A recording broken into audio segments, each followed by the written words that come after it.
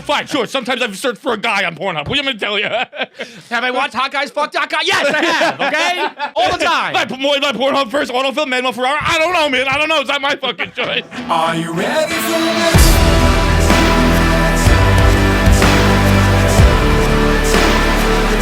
Are you ready for this?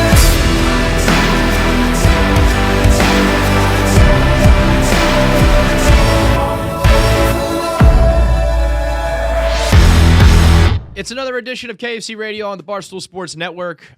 The weight loss challenge is on. Started today. Team cut. So dry started today. I actually thought it was going to weigh in was going to be yesterday. Wasn't, so I had some mezcal last night. You are officially dry for the month. I am dry. Although for the I month. already heard John scheming, like, well, I what about the wasn't scheming. McGregor The scheming was fight? brought What up about the by Super other Bowl? people. And then you took it and ran with it. It was yeah. Well, once someone gets my brain start running, that starts running. But the herein lies the problem. Huh? Herein lies the problem. Yeah.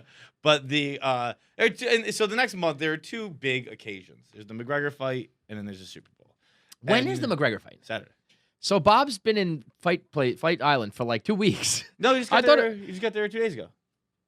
Really? I feel like Yeah. he's been there a long time. He went to Vegas first. They had to do like a quarantine there. Oh, okay. That's what I was thinking. Last night was the first time he was allowed outside of his hotel room. Got it. Okay. Abu Dhabi's in the building. Yeah, so we got to lose weight for the next month. I'm telling everybody involved, I'm not going to do this. Why? It'll be fun. Why don't you come do it? It will not be fun. I got my Whoop bracelet on. I'm gonna learn how much I don't sleep and how like bad my body is. I got my first. I will results. probably weigh more weight in a month. I probably will too, but I am going to take it seriously. But I tend to gain weight when I work out.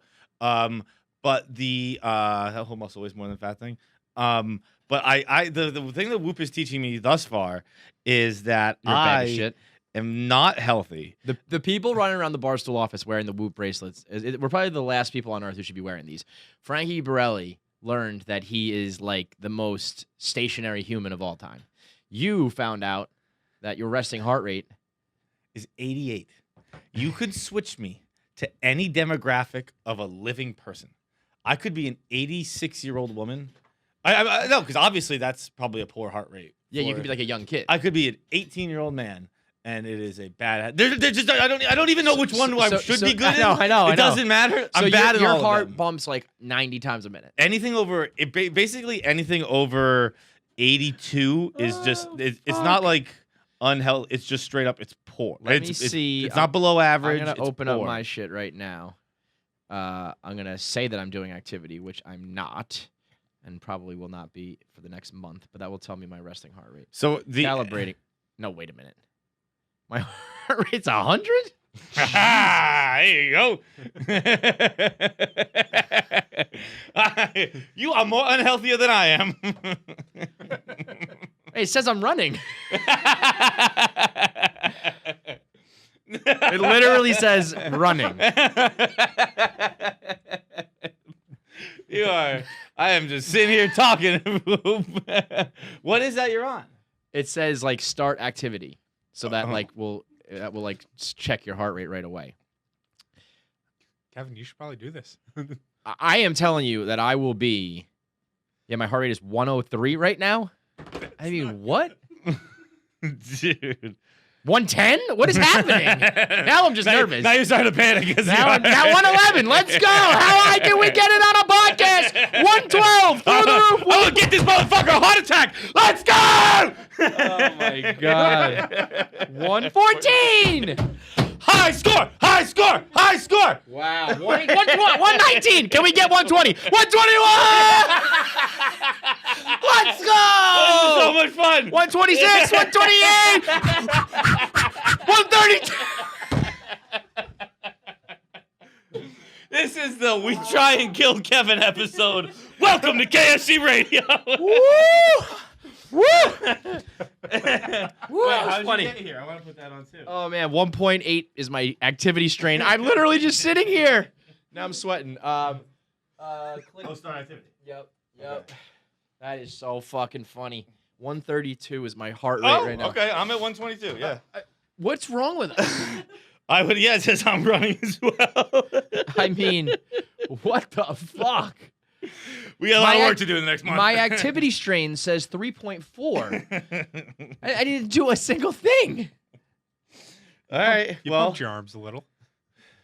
I mean, I am sweating. I was gonna say like, well, we both need a breather, so I guess it's probably. We pretty got accurate. excited and laughed for a little bit. My activity strain right now is 4. Frankie Borelli told me that the last week, his activity strain throughout the entire day never hit 5.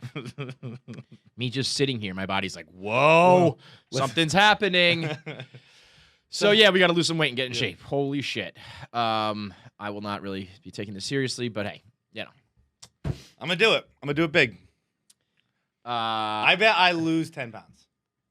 That's what I need to lose. I 10 think I'm pounds like in a month. 195 now. I need to be like 185. I'll tell you what I will be taking seriously. The Mega Millions jackpot. Nobody won again. It's $970 million.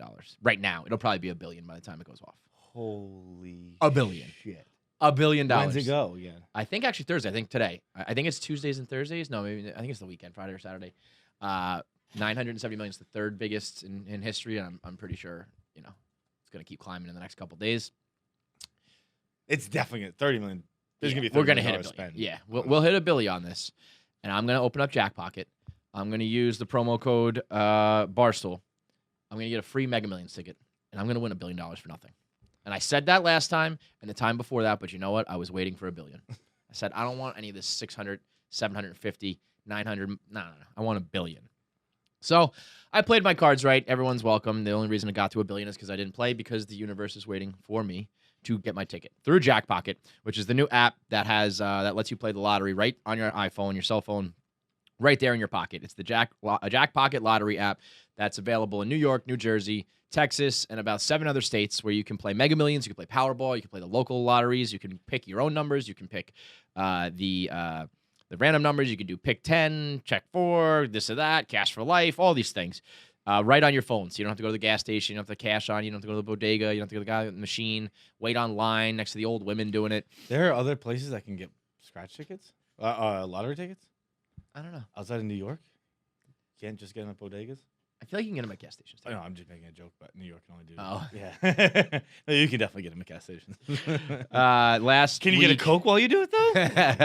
Last week, a player won $1 million playing Cash for Life in Jersey, so it could be you using the Jackpocket app. And when you use promo code Barstool at checkout, you'll get a free Mega Millions or Powerball jackpot. So I think it's tonight. Must be 18 or older to play. Jackpocket is not affiliated with any state lottery. If you or someone you know has a gambling problem and wants help, residents in New York, call 1-877-8-HOPE-NY. Residents of Oregon, call 1-877-MY-LIMIT. All others, call 1-800-GAMBLER. Please visit jackpocket.com/TOS for full terms of service. What do you got for us today, Johnny? Okay. So Wait. First of all, we have Paul Bettany on the show. Vision. An all-time guest. he's a man. It's No Guest January with an all-time guest, Paul Bettany. Again, with No Guest January, when Marvel people want to be on the show, we're letting Marvel people on the show. That's just how it goes. It's Stone Cold and Marvel people. And then also that rule is what was it? I was actually catching up on Your Honor last night. And Adam is about to get kicked out of school. I mean, and someone used to put a bullet in Adam Desiato's head. Somebody fucking killed Also, that kid. don't you think Michael Desiato is just too young a name? Like, I can see Michael Desiato playing hockey for Catholic Memorial. Yeah. Like, it's like, oh, he's the starting center for CM, Yeah, Michael Mikey Desiato. D. Yeah, it doesn't You're not work. a I New know. Orleans judge. I don't know why it gave him such a guinea name. Yeah, I know. It should have been French or something like that down in New Orleans. But I think if I can't wait for someone in the mafia to put Adam Desiato's head in a vice. I want to see his eyeballs pop out of his head. I fucking hate that kid. Confessing to your teacher you're fucking that When she was like, don't say that. You've committed manslaughter, and then fucking around on her with the kid who you killed sister. I mean, this kid is reckless with the dick. You are. This kid is And look, slinging I dick. get it. He's the skinny hipster photographer. I guess so. Like, yeah, I I'll fuck don't him. know. But Adam Desiato fucking multiple chicks at the same time seems suspect to me. He is Well, I mean, slinging dick. look, I forget her name, but Miss Baxter's. She could get it. She could get it. But Listen, your teacher wants to fuck you, you fuck She her. looks too much like her father, who looks too much like my friend, for me to want to fuck her. Okay. Yeah, the Baxter, Jimmy Baxter, looks a lot like a buddy of mine. Yeah, and yeah, it's just like, well, she looks a lot like him, and I don't know. There's just some mixed emotions in there. That show, man, while probably at this point wildly unrealistic, it gives me anxiety every fucking time I watch it. Mostly because of that fucking moron Adam Desiato. Now we're into like full blown like mafia wars and shit like that. But in the beginning, when it was just like, what would you do if that was your kid? We talked to Bryan Cranston about it. I mean, yikes. Probably just kill Yeah, him. if that was my kid. Fucking kill him. I know. Just be like, listen, sorry, pal. I did like the run you Big over with a Frida car. shout out though in the show. The what? Big Frida. What was that? It's what Carlo Baxter was listening to right before he gets arrested again. Uh-huh. Big Frida's like a New Orleans transgender performer, and I saw him. It really depends on which. I'm not sure. At New Orleans Jazz Fest, and there was so much goddamn ass shaking on that stage. Yeah. Guy ass, chick ass, transgender. There was just ass everywhere. It was fucking awesome. It was You and New Orleans go together way too well, pal. It was a fucking Goes scene. together way too well, dude.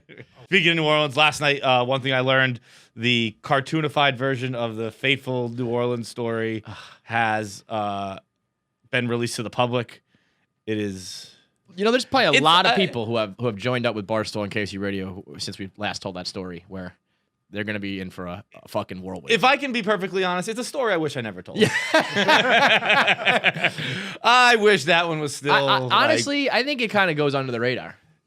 That's a story that, like, every single time you tweet, someone should be fucking mentioning it to you. Like, I think you get away with it, to be honest. I think you're good. But I'd probably want that one back in the holster. Yeah. It's what, like, when I told that story, I was probably 23, 24. You're a 30-year-old man now. I was 31. Like, I wish we didn't have to have the story out there of a guy trying to suck my dick while I fuck his wife. God damn, that's wild. Fucking Johnny Cuck. It's crazy, man. Absolutely nuts. All right, so Paul Bettany on the show, who is right off the bat, you would have thought he was like on our a part of our show. We're talking about sweatpants versus jeans. We're making fun of therapy. Talking about drinking. I mean, Paul Bettany, while like the polar opposite of us, or at least me, also fits in incredibly well here. So John and him were two little fucking peas in a pod ganging up on me. Fucking I had a feeling assholes. just from watching Paul Bettany's work, I was like, me and him are going to be quite simpatico. In his goddamn sweater vest with his fucking collared shirt coming out. Get out of here, Paul Bettany. But what else? What do we got today, John? So, okay, first things first is well, let's you know what, we're going to go AAU first. So this happened the other night. I was watching Warriors Lakers, and Kendrick Perkins, who I don't follow, but he was tweeting about it, and it kind of came onto my timeline, so I checked out his timeline, and I saw 4 hours before that he had tweeted a mixtape of his kids' basketball team, which he coaches, that they were ranked 4 in the country, and that it was they're about The class of 2030. it was a full mixtape. These kids are like 7 years old, and I was flabbergasted that we're now ranking 7-year-olds. These fucking kids had better uniforms than I ever played in my entire life. They were sick uniforms. It was a sick mixtape. It was fucking and I'll be ranked honest, number 4 in the the kids in the could country. ball. I was Yeah. surprised they weren't number 1. But the fact that we in the United States of America, and I imagine elsewhere as well, are ranking children in anything is just a big fucking problem. Disagree. I think we could use more child ranking. See, well, Give me more. I remember just in high school when there's like the New England Hockey Journal, and we were ranked like twice my entire career. We were not very good, but like we would like freak out waiting to see the rankings come out. Hell yeah. A ranking we were never in. They only did top 10. Right now, I want to see where my kids rank in reading. Oh, well, that you can figure out. I mean, just like going to the playground and being like, Mikey's the 13th ranked fucking monkey bars guy. No, yeah, but I want to know like exactly where Keegan stands on everything. Let me know. Unless he's bad, then I want to know anything. But do you want it publicized? Like the whole world can know? Yeah, well, if he's good, yeah. If he's bad, rip this shit up. It's fake. You know, if they're like, your kid is way behind in reading, I'd be like, these are fake. These guys don't know what they're talking about. I mean, ranking basketball with 7-year-olds and 8-year-olds is fucking insane. I mean, these kids are like, you know, cocking it back and like They're chucking jumping it up for free throws. Yeah, like Jumping they are for free throws. children who can barely lift the ball, playing on 10-foot hoops. We're probably better than any of us were at our prime. And but I can still beat these kids. I mean, who? Yeah. I mean, I will. I'm not even good at basketball. I do not want the Kendrick Perkins smoke, but I will fuck his son up. I will back down Kendrick Perkins' kid in the post no problem, all day, every day. It's All right, Perk? easy. It would be easy. But I think that Who are the people? Who's like the tribunal of people? This is where I'm going. Who sit with there this. watching 7 to 8-year-olds all day, every day, enough to know who's like, oh, they're 3 and this team's 4. You know, like usually, all right, that's the best team. They know the number 1. How are you splitting between 7 and 8? Do you know 11 how and 12. down on your luck you have to be to say, you know what? This is the profession I need, or perverted. I was going to say that's those people probably skews perverted in the group that's ranking these people. But like, I'm going to travel around with an AAU basketball team of 7-year-olds, and I'm going to decide who's the best team in the country. Put cuffs on them right now. Like they can do their work until they commit a crime, but once it happens, they've already got the cuffs on. You know, those like people, don't let them near the playgrounds. How do you take anybody seriously who wants to work with children? Anyone. It doesn't matter if you're male a teacher. teachers. Yeah, it's fucking men. Boy Scout, women, like girls, fine. But like men, teachers, male Boy Scouts, male coaches. Like what the fuck? I had unless it's your own kid, you know. I had a little league coach. No, it was before Little League. I forget what it was called before Little League. What was it? It wasn't T-ball. What's in between T-ball and Little League? Pony Father's League? pitch. I don't know. Or was Pony League after Little League? I forget. Whatever it was. I had a coach. My team was the Minnesota Twins. I shit you not. This dude had a long fucking ponytail, right? And he walked with a cane. And he was Did he have a son on the team? No. I mean, that's gotta be illegal. He lived in the woods by my house. Okay. Okay, Unabomber. And he used to come to my house and ring my doorbell and ask and rape me and ask and fuck me in the basement. I could come out and play catch. And my mom would be like, sure. Oh my God, Polly! And then my dad came home one day and was like, "Did you suck that guy's dick?" No. You suck that old man's dick? We would play dick? catch in my yard. We weren't. Is that what you call it with the old man in the woods? We would go out there and play catch. I would never go to Hide a the second pickle. location. Oh my but it God. was always like we just like work on my pitching. I wasn't a pitcher, Kevin. I was playing center field. and then one day my dad came home and was like, "What the fuck's going on here?" Yeah. And the guy was like, "Oh, just playing catch." He's like, "How about you guys play catch at fucking practice or whatever? Get the fuck out of my house."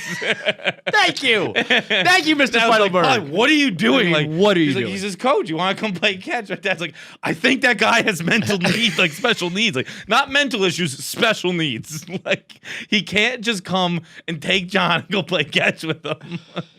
Well, I was like, I got 3 other kids. Whatever.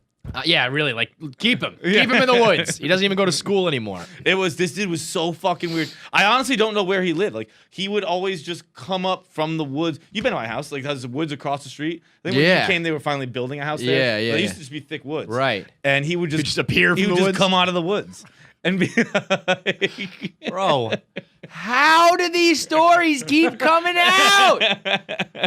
It was like that dude. That's not even a joke. I've told a story about like my little league coaches who also didn't have a kid on the team and was a husband and wife. Should absolutely be illegal. But should 100% legal. But this guy was I'm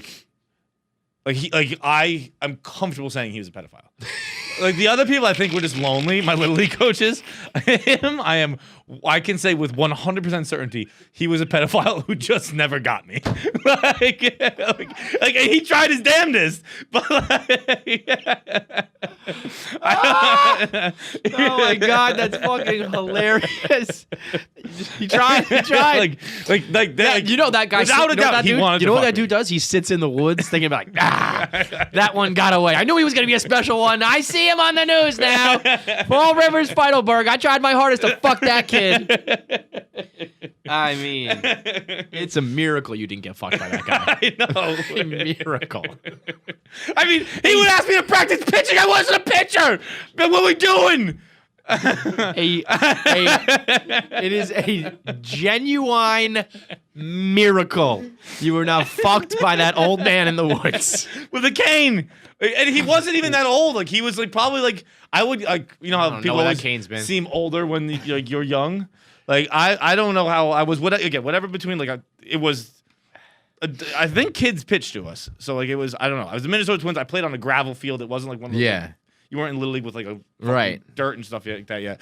I mean, But I would guess he was probably late 30s, early 40s, and absolutely a rapist. well, sir, I'm not even worried about Lyle. He never fucked me, but I'm positive that He's a he's a pedophile. He lived in the woods across the street from my house. I feel don't like- think I- they were I feel houses like- back there. I don't know. I want to give it the Jamie Lynn treatment. You don't even want to know how many kids that guy's fucked. That dude has fucked. You don't even want to know how many kids. Like I wish I'm gonna ask my mom to find a picture of my Minnesota Twins team, and I'm gonna reach out to all those kids. Like, yo, you good, man? Which one? You good? Which one of you got fucked? Because I know statistically it had to be one of us. Oh man, and that's why you can't have these kids teams. Yeah, like you know how in India you'll occasionally get the video of like a whole village beating the shit out of like a rapist or something like that. Like that's what, You guys should have banded together for some vigilante justice. no, I'm talking about anyone who's like traveling with an AAU team. All the dads should be waiting outside. Seriously. Stop fucking taking notes about my kid. Shaboom. For real, you're writing shit down, following him around the country. Oh yeah, this kid's getting real strong. He's getting real big. Okay, look at his rapist. lower body strength. This one doesn't even need to jump to shoot free throws. He's special. I'm gonna get a one-on-one with him. You're a sick fuck. You're a sick fuck. Each and every one of you. God damn. Teachers, gym teachers, art teachers, All yous. anyone who works in a daycare, Day camps.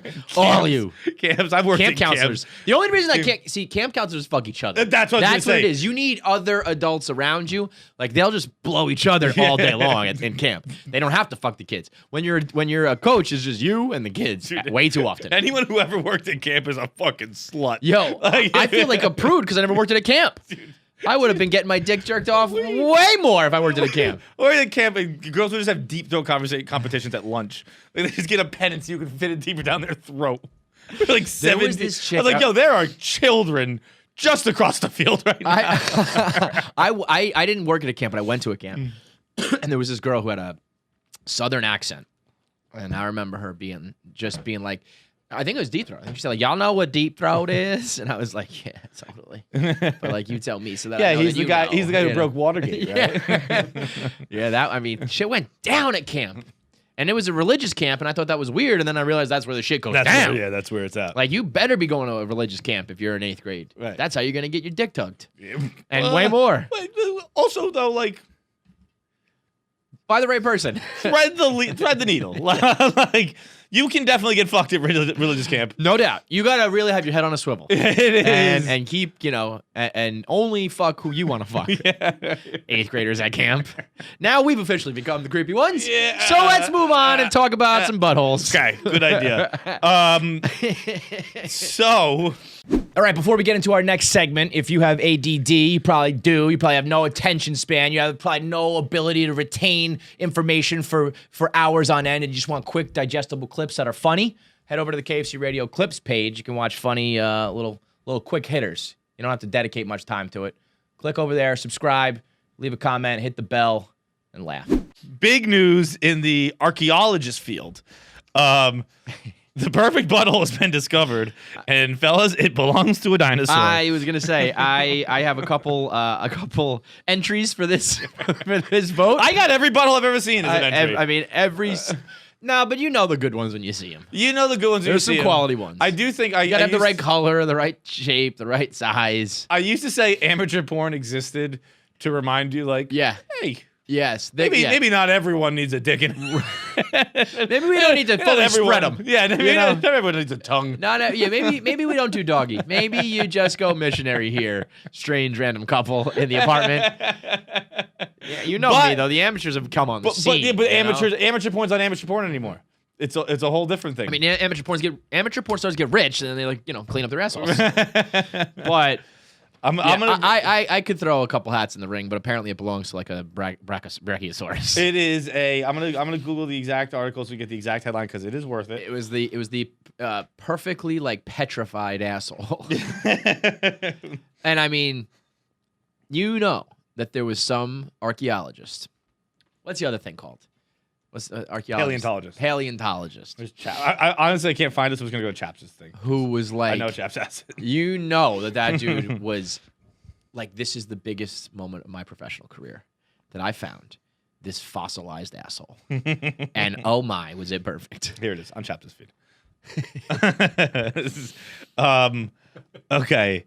The first dinosaur butthole ever discovered is shedding light where the sun don't shine. And can you imagine if you work right in that line. for Live Science? You're like, right? Like, nailed it. I work for Live Science. I've never had fucking 30 seconds in my life to even pretend to joke around. Right. I've never now had all of a sudden you got to make butthole jokes? a semblance of fun on the job. And now the headline, first preserved dinosaur butthole is, quote, perfect and, quote, unique, paleontologist says. Like this dude fucked this asshole. Bro, I have sure. I have probably literally said those words sexting before. Girl, your asshole is perfect and unique. They changed the sub headline.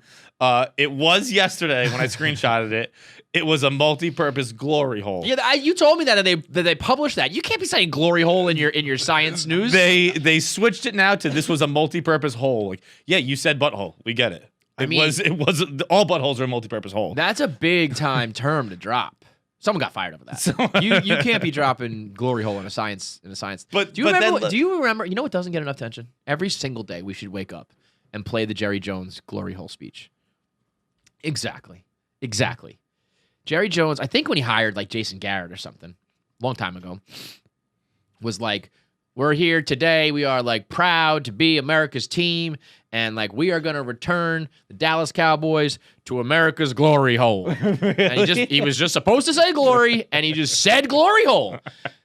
And I mean, we know how Jerry Jones likes to get down. So that dude definitely has put his dick in a glory hole before. And the internet just kind of went like, that's funny. I mean, the man has stuck his dick through mystery holes before. For sure. For sure. But also like, of course. he didn't have to say it for me to know. No, Jerry Jones fucked a couple. Jerry Jones fucked a couple dudes that he couldn't see in his life. When do you think pull it up. Look at this. It's amazing. I want me some glory hole. It's an incredible line. I want me some glory hole. I want me some glory hole. I mean, yes, you do, Jerry. We know how you like to roll. What level do you think you know those things that are like, this is extremely poor behavior and also extremely rich behavior? Glory hole. You know, like you could be a crackhead and stick your dick through it, or you are like a billionaire who's getting so kinky you're into that shit. Where do you think you cross, like, when does that behavior become acceptable again? Because like when Jerry Jones says like, hey guys, I like to put my dick in glory holes, I'd be like, yes you do, sir. Yeah. And that does not faze me one bit. You got to be a billionaire? I think glory holes are rather perfect and unique outside of basically okay, how about this? If the glory hole is not at a truck station, is cut into plastic, what are like partitions made out of? Yeah, plastic. Okay, I think if it's cut into plastic, trash. Okay. I think if it's cut into maybe a nice wood with a velvet lining, or I would agree, but where are you gonna find a wooden velvet glory hole? Exactly. This is what I mean. This is where we cross into a different level here. Wow. I think any okay. How about this? What about like a stone wall? It doesn't. Oh, buddy. Yeah. Like imagine putting your dick through a brick wall. You ever rub your dick on some nice granite? Brad, let me tell you. You've never put your dick on granite?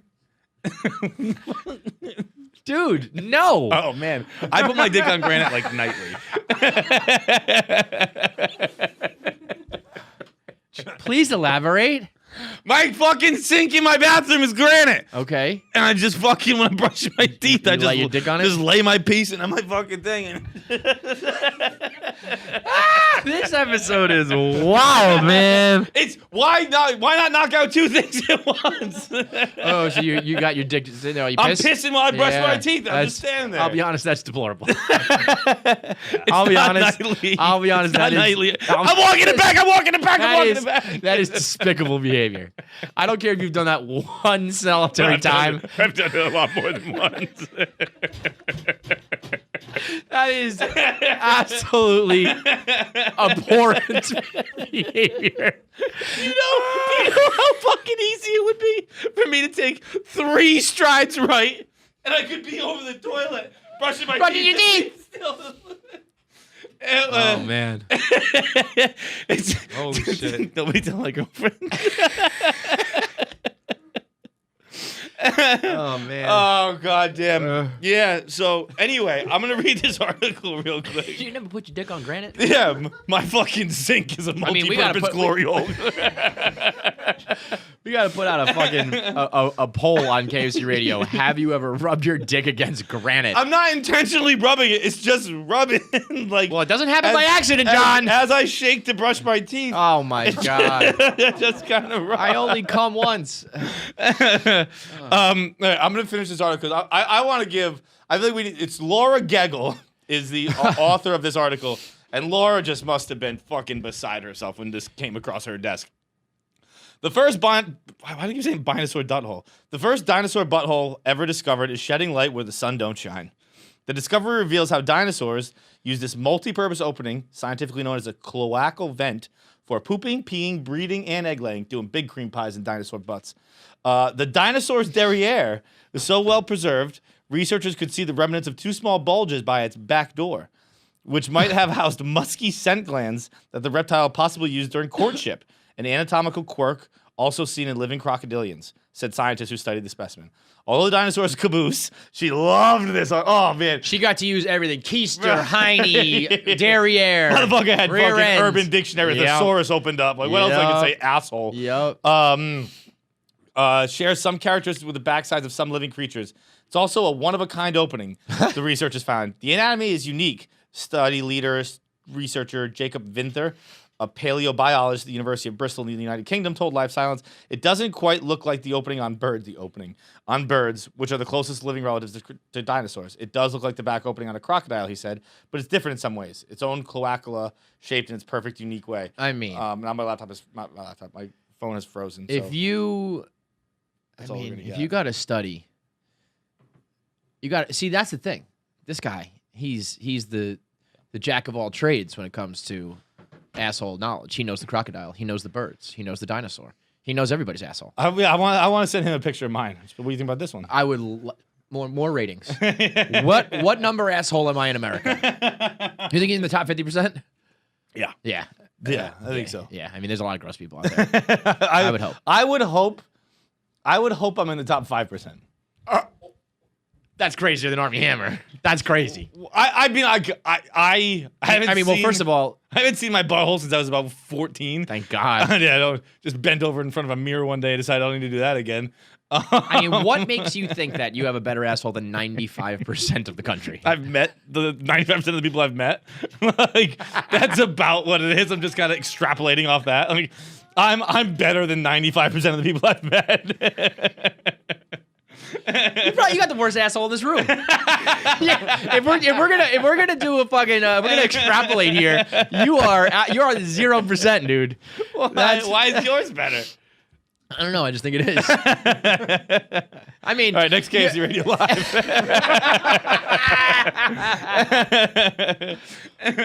I mean, mine's probably perfect and unique. That's what my mom told me every day.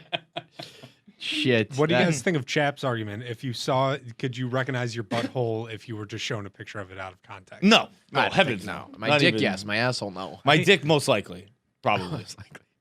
I could definitely Good pick out chance. my dick. Could for Yeah, sure pick I out my could. dick. But I've also never seen. Well, no, I've seen it from that angle all the time. I'm looking in the mirror. Okay, no, I could do it. Yeah, I was gonna say I'm always looking down at it. I don't Yeah. really get to look at it fucking face to face. But in a What mirror. really is a trip is when you see it from the bottom. That will fuck your world up, man. Dude, Soder had a great joke about that. What do you say? No. I think it was in his new thing where he's talking about. Actually, it might have been an older clip he posted recently, but how dicks are like bridges, and like a lot of time from the top, like, oh, it looks pretty nice. I think You get under underneath the there. bottom of it, and you're like, Jesus Christ, there's wires and shit everywhere. Huh? Yo, he is the funniest motherfucker in the world. Bro, I saw my dick from the bottom, and I was like, that shit turns 90 degrees to the right. It looked from here, it looks totally fine. Underneath, it's like it could look around a corner. I was like, what is that about? Since when? It's an entirely different dick from a different angle. Crazy, man. But shout out to the dinosaur with the perfect asshole. It's that thing and no face girl. Congratulations. It's a pretty nice title to have. Like, I have the King of the Dinosaurs. I have the greatest asshole of all reptilians. You think the dinosaurs are running around and be like, oh, there she goes. Yeah, look at that girl. I'll pay $10.99 a month for that. OnlyFans with the dinosaurs, the Jurassic era OnlyFans. Shit. She doesn't even bleach it. That thing's just natural, baby. And now now a word from our sponsor, St. Hubert's the Stag. They don't give a fuck. Grab that bottle behind you, John. Show the people. Show the people the good. They're the good people at home. That label.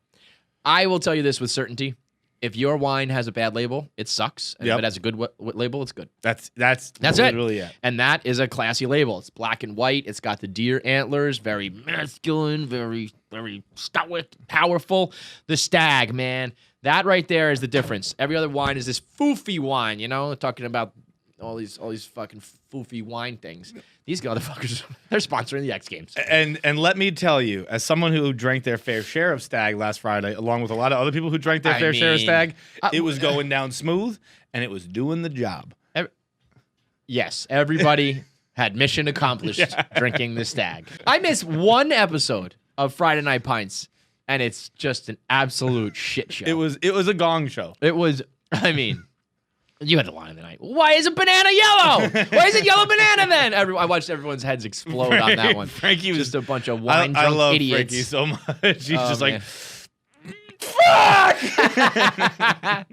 Yeah, the wine was going down smooth. And when it's the likes of Kelly Keegs and Casey and these booze bags, you know that if they're drinking it and enjoying it, that is the real deal. Like I said, they sponsor the X Games, so they're all about adventure. They're all about taking your own journey and finding yourself. So it's not just some lame-o wine. It's the real deal. Go to St. Hubert's the Stag. That's St. Hubert's the Stag.us on Instagram and Facebook. That's St. Hubert's the Stag.us.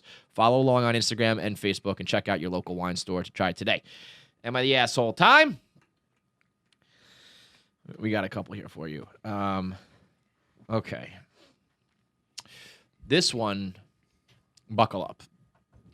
21-year-old female's boyfriend's mother. So we got the girl given this here. Her boyfriend's mother, 52, has been sabotaging our relationship. She just revealed it's because she thought I would make a much better match with her older son, my boyfriend's 25-year-old brother. This is some like Romeo and Juliet so the shit. mom is sabotaging the relationship because she thinks she should be with the other brother. Yes. Okay. This is some deep shit here, you know? My boyfriend and I have been dating for 2 years. About a year and a half into the relationship, I was introduced to his family. I met his mother and father and older brother. His older brother and I were very alike. We studied in the same field, so we became really good friends. His father seemed approving of us, but his mother was a complete psycho from day one. I gave her the benefit of the doubt, assuming that she was protective of her younger son, but it was pretty sinister. She would always find ways to subtly make me look bad, emphasize every flaw, and she was the cause of many arguments, which she probably intentionally did. She would tell my boyfriend rumors and untrue things about me, and I had enough. My boyfriend told her to stop multiple times, but most of it was when he was away, so I had to deal with it. After a small text message argument, I decided to call her and end this game of cat and mouse. She told me that she wanted me to not be with her younger son and that she wanted me to be with her older son, my boyfriend's brother, because they were a superior match. She started talking about her son, my boyfriend's brother, trying to be a matchmaker. I'm literally dating her son's girlfriend, and she's trying to break me up to date her other son. I can't comprehend the logic. Should I tell my boyfriend of this mother's crazy agenda? I feel like that would be very hurtful. But would it be more hurtful if I never told him? What should I do? Who's the asshole? Well, sweetheart, you're not the asshole here. I mean, this is just a stupid This is one of those Reddit ship ones. So to be fair, it's not really a true am I the asshole. But I'll stick up for the mom. I'll stick up for the mom here. Let's hear it. Well, sometimes family members. Sometimes you're just Jewish. Please note, John said that. You can write down in your programs that Kevin wanted to say it, but please note that John said Please note that Feidelberg said it. Thank you very much. Huge difference. What the fuck is? Oh, okay. I mean, you're goddamn right. I mean, look, I just never heard more of a Jewish mother in my entire life. Never been a bigger Jewish mother than that. You threw the itch on me. Yeah. Please note that Kevin almost forgot itch. I almost went hard EW on that one. Oh, man.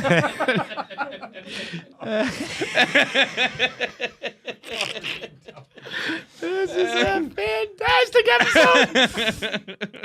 I was going to say, family members watching someone go down the wrong path with a, we always say stay out of people's shit, but it's tough when you're like watching, your son marry the wrong person or something.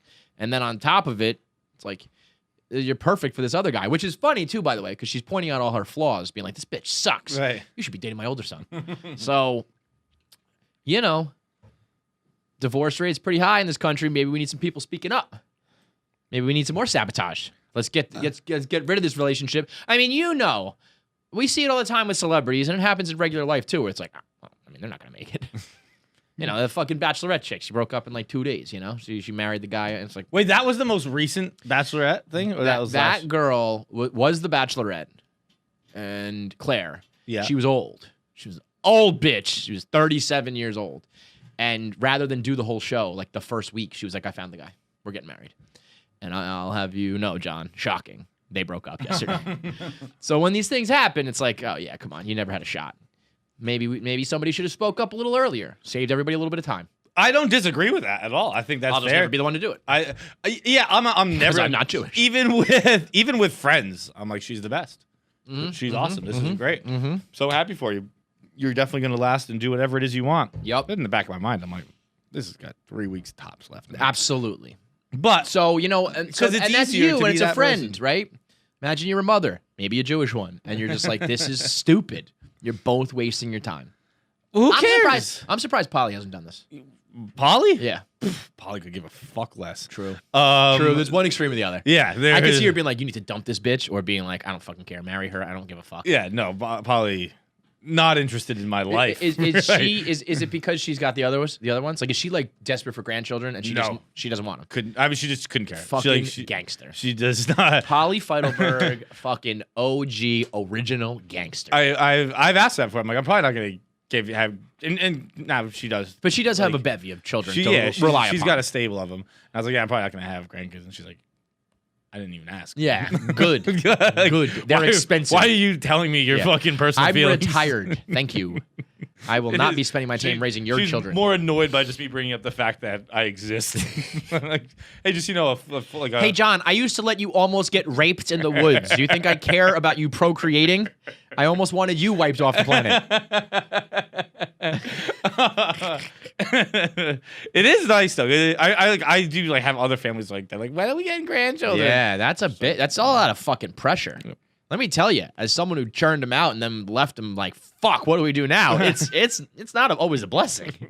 It's a burden. I would venture to guess it's rarely. I dislike kids so much that like, even like cute baby videos, I'm like, nah, I don't even want doesn't to do it. I don't want to watch do this. it. It's because I don't. Well, I don't get feelings. why I don't like kids. I like my kids. Right. I always say that. Like, I don't want to see. I mean, sometimes baby videos are like puppy videos where it's just like, that's really cute. But if it's just a regular one, we're like, hey, look at like Timmy. It's like showing people vacation pictures. Yeah. I don't give a fuck about this. There's only been one good baby video ever. It's the baby laughing so hard he rolls over on the bed. I don't think I've seen that. You never seen that one? I don't think so. It's a great baby laugh, and it's just like I used to use it like in I like the sports. baby sitting on the Roomba. I get a kick out of that. There's some doable babies. This doable. one right here. There's a great laugh on this baby. You found that. You had that one with the quickness, bud. Got that baby on Deckington, huh? You found that fast, and you found the dinosaur asshole.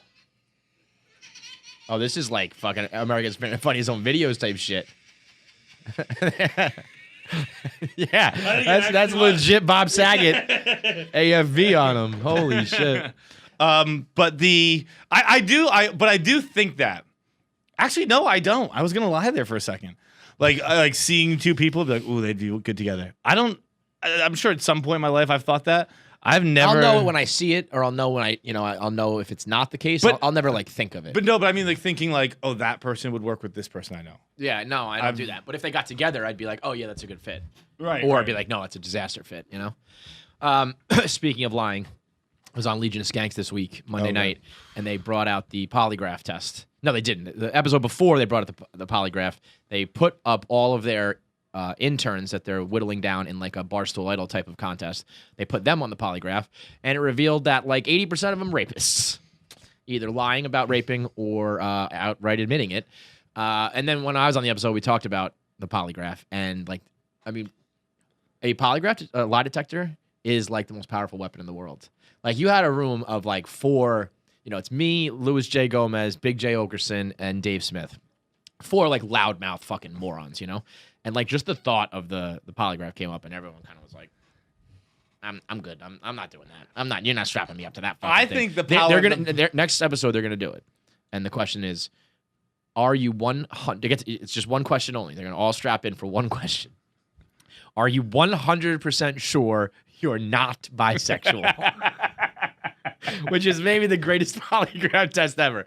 Big J. Okerson came up with that one. And everyone was like, "Oh yeah, no, I'm fine." And then he was like, 100%. I was like, "Yeah, 100%." Not sure. I was like, "What? Not sure? You're bisexual?" I don't know anymore. Dude, maybe. I'm not 100% sure what day it is, Kevin. They were like a little more. If you watch that episode, like at the end of it, all 3 of them were like, "Nah, I'm good with that. Like I am 100% sure." And I was like, I mean, I'm good with the question, but I am not 100% sure. Yeah. If I'm proven wrong, I'm proven wrong. But like, That's I'll fine. answer the fucking. Yeah, I would just confidently say nope and move on. I feel like Jim Craig in Miracle. You want me to take your test term? I'll take your fucking test. Give me your test term. I want the kid in that who wouldn't take the test. I want that bisexual kid in that who wouldn't take the test.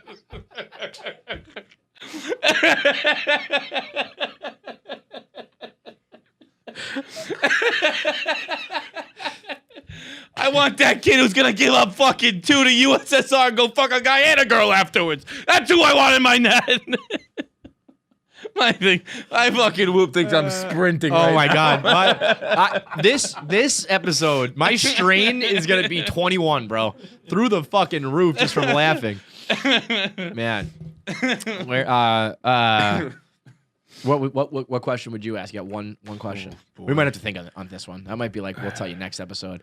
Jay had that on deck. He was just ready, like cocked and loaded with a brilliant question. They also asked the interns. I think it was, have you done gay stuff? And I was like, it really depends on the definition. Well, yeah, like my definition, nothing's gay unless it's with a dude. I mean, I would, right? Well, I want you to just elaborate a little bit further. Like you could tell me that like doing butt stuff is gay. It's like, well, none of a hot chick does it to me. Oh, okay, You know what I mean? I see. But some people would be like, yeah, you got fucked right. Yeah, that's gay. And it's like, well, I don't know, a hot girl did it to me. Anything with a girl, definitively not gay in my book. Okay, that's what I'm saying. See, those are things where I'd get fumbled and I'd get a little nervous and they'd be like, you know, gay stuff. I'm like, Polygraph be going off the charts. I've showered with a lot of guys. Yeah, that's what I mean. That's what I mean. I don't know. You tell me. That's why these questions are so good because you're like, well, does that count? Does that count? Does that count? Does that count? Yeah, I mean, I look at a bunch of guys' dicks in the shower. I peek at every urinal I've ever been at. I guess I'm fucking gay. What do you want from me? I don't know. Yeah. Oh, fine. Sure. Sometimes I've searched for a guy on Pornhub. What am I gonna tell you? Have I watched Hot Guys Fuck Hot Guys? Yes, I have. Okay. All the time. My Pornhub first autofill, Manuel Ferrara. I don't know, man. I don't know. It's not my fucking choice.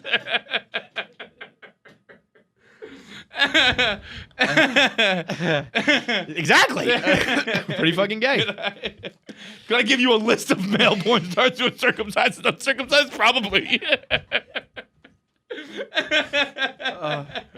Jesus Christ. Can I intricately describe Owen Gray's tattoos? Most likely.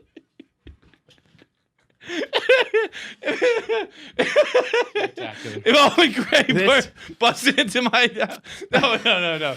Yeah, we'll go Owen Gray.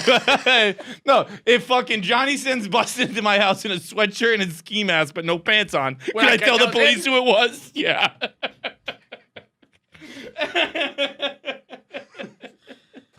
Yo, I don't want to jinx it. I don't want to jinx it. But we're gonna do our voicemails right now. This episode is so far, and we know we have Paul Bettany at the back end. This episode is a perfect game.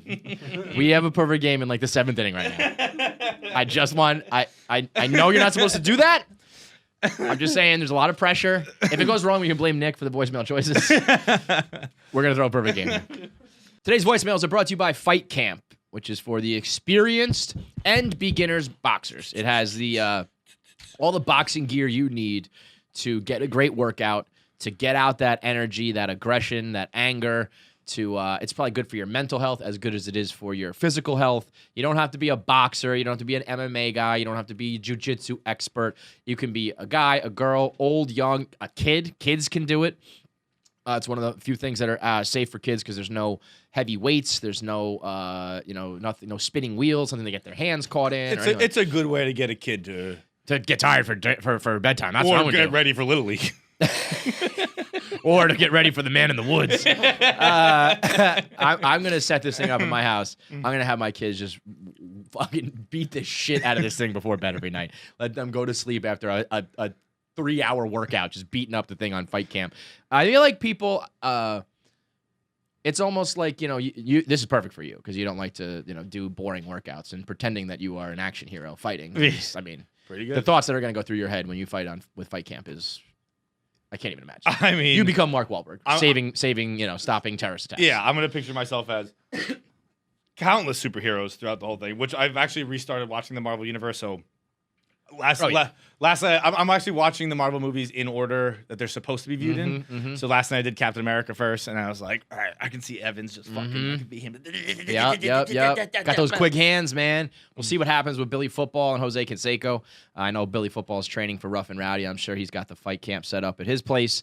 You can learn from 6 highly qualified trainers with the Fight Camp app. It comes with over 600 workouts and tutorials, along with the freestanding boxing bag and the gloves, so you can, If you can think of any like at-home workout to have, like a Nordic track or a Peloton or a fucking treadmill or whatever, rowing machine, Frank Underwood, the row thing, it is a no-brainer to get fight camp. Yes, it takes up the least amount of room and it's the most fun. And yeah, it's the most affordable. It takes up the most room. It's fun, and I swear, like, you're angry at someone, you're mad at the world, you're mad about Twitter, you're mad about politics, whatever it is, just start fucking unloading on that thing. You'll feel so much better. The endorphins get going. You get out the anger, the aggression. I mean, it's got to be one of the most healthy things for you. And right now, you can get 24 months of financing. So if you can't afford it up front, you can finance it for the next 2 years, and they give you a 30-day money-back guarantee when you go to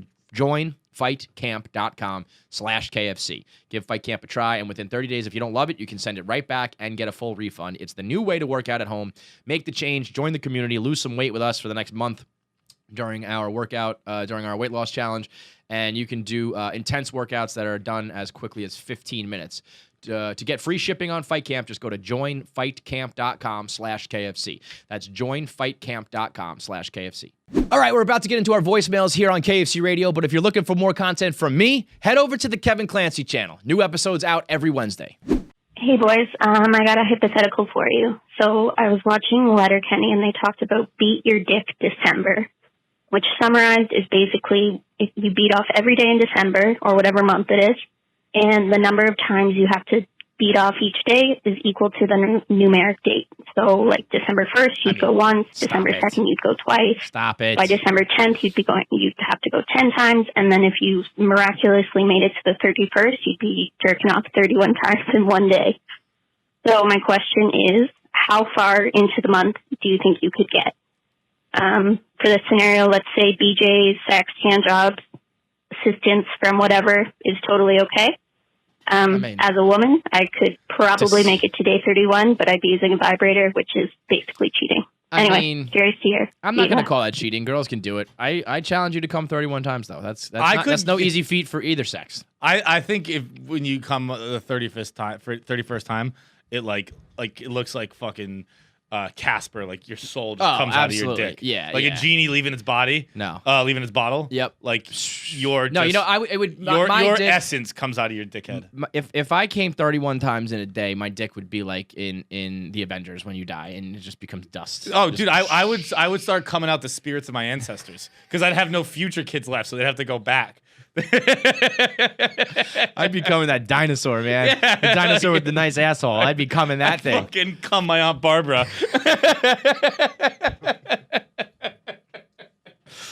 Oh, man. Did you see that meme that was floating around this week that said, like, my balls when we die, and my balls think that we populated, like, the entire Earth?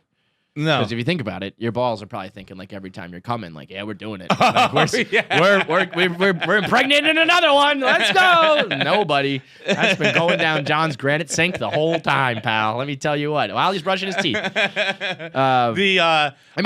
Realistically, like December 4th. No, see, I could get double digits. I know you can. I could get further than you'd think, but I couldn't get past week 2. And I don't know if I could get to the end of week 2. If you can come 14 times in a day, No, we've got to talk. After, by the way, you got to come 14 times in a day. Yesterday you came 13 times. The day before that you came 12 times and 11 times. Look, if it's my job, if I'm a professional jerker-offer, it can happen. I'll make it happen. Look, I mean, I'm like the Tom Brady jerking off. I'll make the changes needed. I'll last. I got a whole method. Dude. I haven't been eating tomatoes since I was 14. I will come until my fucking head falls off. It is. When you find something you love to do, you fucking it's never a day of work, you man. do it as long as you can. Yeah. I don't know if I could get to the end of week 2, but I just definitely couldn't get past week 2. I would be somewhere in the 10 to 14 range. Nick? I don't think I'd make it past a week. Yeah, I mean that's insanity. John's a fucking weirdo. Sometimes I wonder if John knows what coming is. Sometimes I'm like, I don't think you actually come. I mean it. Do you know? Like stuff has to come out.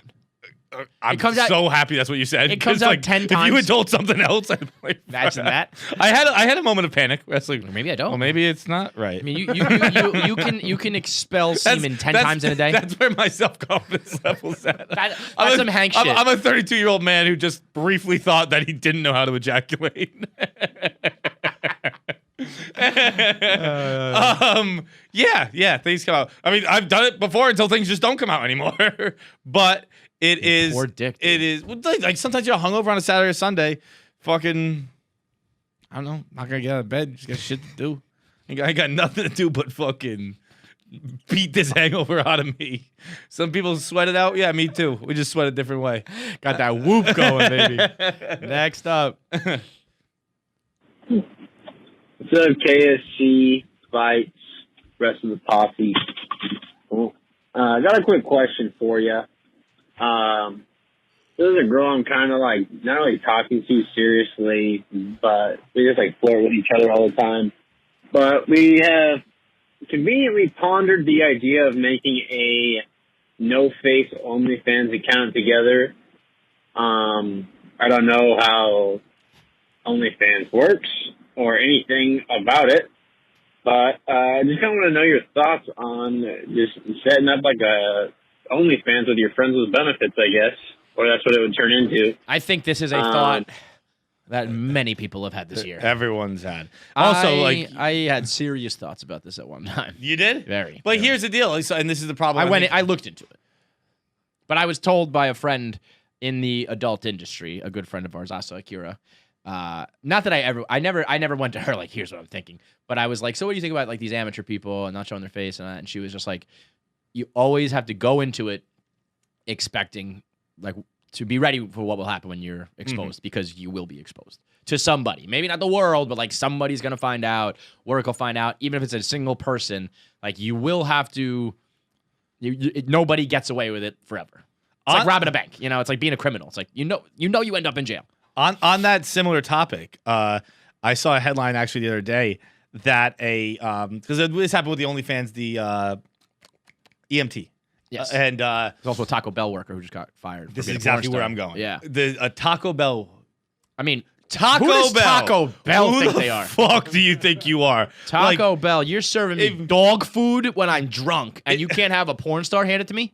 If you were a Wendy's, maybe we can talk. Taco Bell, know where you are. Know your station in life. If a porn star wants to start working for you, you say fucking thank you. Here's your free fourth meal. Get behind the register. They should have exclusively porn stars work at Taco Bell. It'd be awesome. I go to Taco Bell all the time. Stay up late or whatever. Like fourth meal. Taco Bell. Let's hit the drive-thru. We'll fucking see. What was her name? Fuck. Who'd be a good Taco Bell porn star? Who would work at Taco Bell? Yeah. Oh boy, Tori Kelly, right? Tori Kelly. She'd fucking spit in the food, tell you to go fuck yourself. Tori. Excuse me, I ordered the chalupa, not the gordo. take it fucking home. Tori and eat Kelly fucking locked that store up 10 minutes before closing time every time too. Be knocking at the door. It's 8:55. It's 8:55. fucking She's like, we're closed. closed. She's got her fucking tits out in the back. I think her name's Tori Kelly. She was the mean one, right? Yeah. Tori Kelly was the guy she used to fucking send guys running off set. Like, get me the fuck out of here. it. Oh my god, Taco Bell, a little too big for your britches. Yeah, I mean, Get who do we possibly think? we are? like Taco Bell's had a bad run. They got rid of those potatoes. They got rid of the nacho fries. Just give the people what they want. fucking Potatoes and porn stars. Potatoes and porn stars should be the new motto for Taco Bell 2021. Christ on the cross. But this is a thing where it is like, I think, I think that the OnlyFans influx is, I think it's almost like podcasting where unless you have a great idea, it's probably a little late. Yeah, Right? I would think so. And, like, you got to be like astoundingly good at it. 'Cause- super hot or have like a hook. We're in the middle of a global pandemic where how many millions of people are unemployed? Yeah. A lot of You're them not the have turned first. to OnlyFans. Yeah, you are not So the first. You either need to be a weapon or you got to have a great gimmick. And I haven't seen many great gimmicks yet. No, Like because I don't care for gimmicks in my porn. I don't either, but like our guys Kevin and Foley came up with Are You Garbage, and it's like the most in an era where everyone was like, I can't possibly listen to one more podcast. Right. They came up with a hook that's like, that is so different. If you can do that for your OnlyFans, I don't know what it is, because you're right. I don't want any fucking chit chat, But I mean, I could use some chit chat. There's your gimmick. So you got one subscriber. But if you can come up with that, you're going to pay your rent during this pandemic. Yeah. Let's get into our last voicemail. It's brought to you by Upstart. You know that credit card, the one you're afraid to look at, see the balance? Yeah, that's every credit card. Every credit card I've ever had, I am afraid to check the balance. My credit right now has got to be not great. I pay off the minimum absolutely every single time. Now it's time to confront your debt. You can't hide from it. That's one of those things. I'm like, if I just don't look at it, it'll be fine. Spoiler alert, it's not. Yeah. I mean, I don't know why my tactic of burying my head in the sand for everything for my entire life hasn't worked, but It doesn't work. I think on it's coming around. Yeah. We're turning this Statistically franchise due. around. We are due. Yeah. Last year showed that you never know what life's going to throw at you, and if you use credit cards for unexpected expenses, then all of a sudden it can be overwhelming. Because that's what I used to do. I'd be like, all right, I'll just use it for big expenses. Well, guess what? I had several big expenses, and then I use it for a little thing here, and then my debit card wasn't working, so I used it on the credit card. Next thing you know, thousands of dollars of debt, and it can be stressful. Upstart is the fast and easy way to get a personal loan to pay off your debt all online. Whether it's paying off credit cards, consolidating high-interest debt, or funding personal expenses, over 500,000 people have used Upstart to get a simple, fixed monthly payment.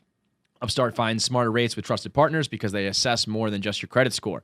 With a 5-minute online rate check, you could see your rate up front for loans from $1,000 to $150,000. If debt is taking over your life, it's time to get a fresh start with Upstart.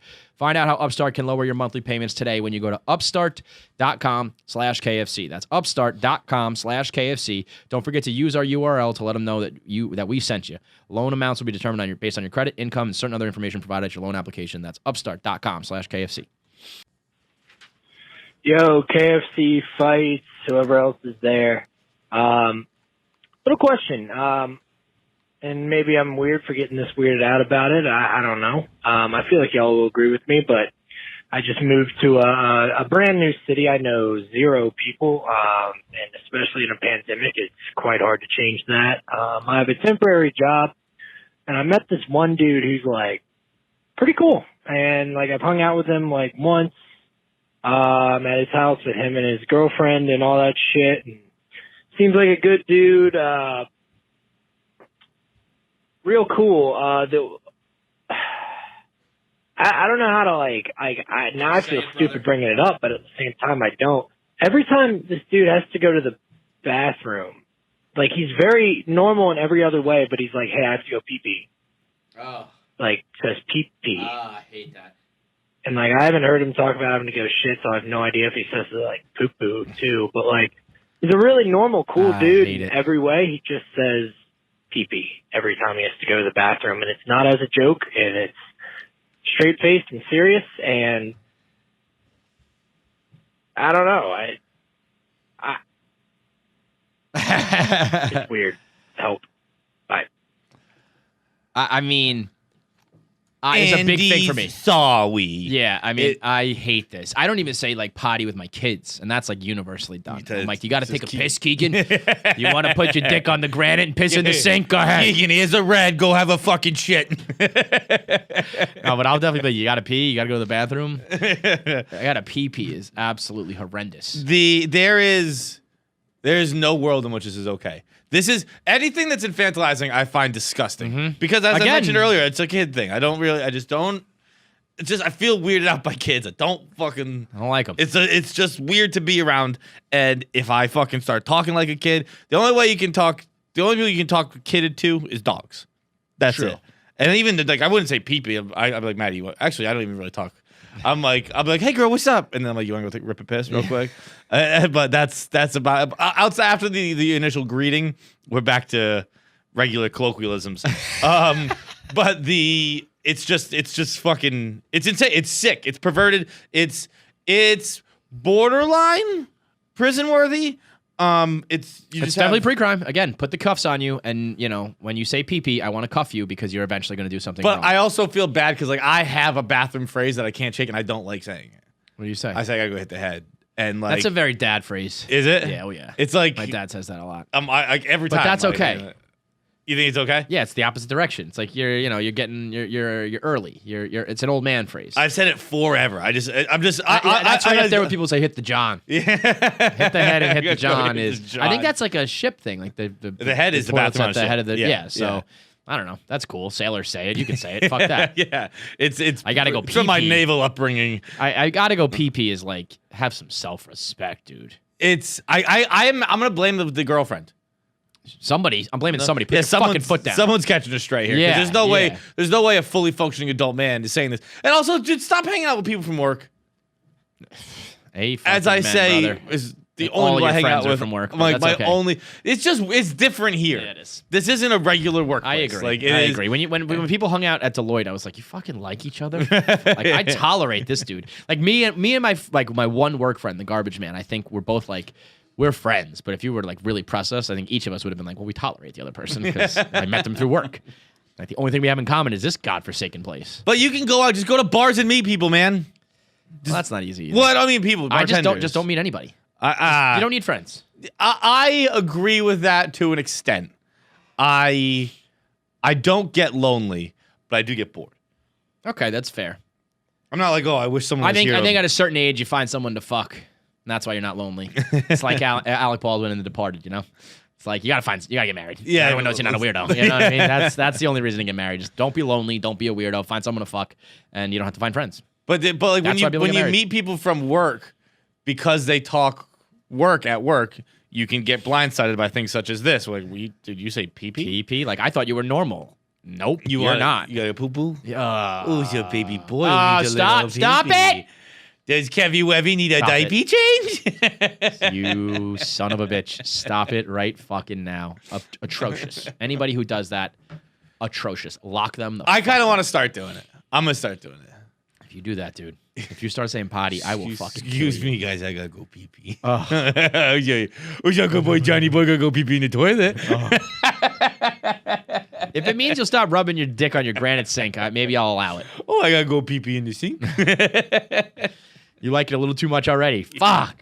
I No, know. don't do it. It's top-notch. Like a top-notch baby voice. We're going to get into Paul Bettany in a second. First, though, did you see Joe Biden's Bible?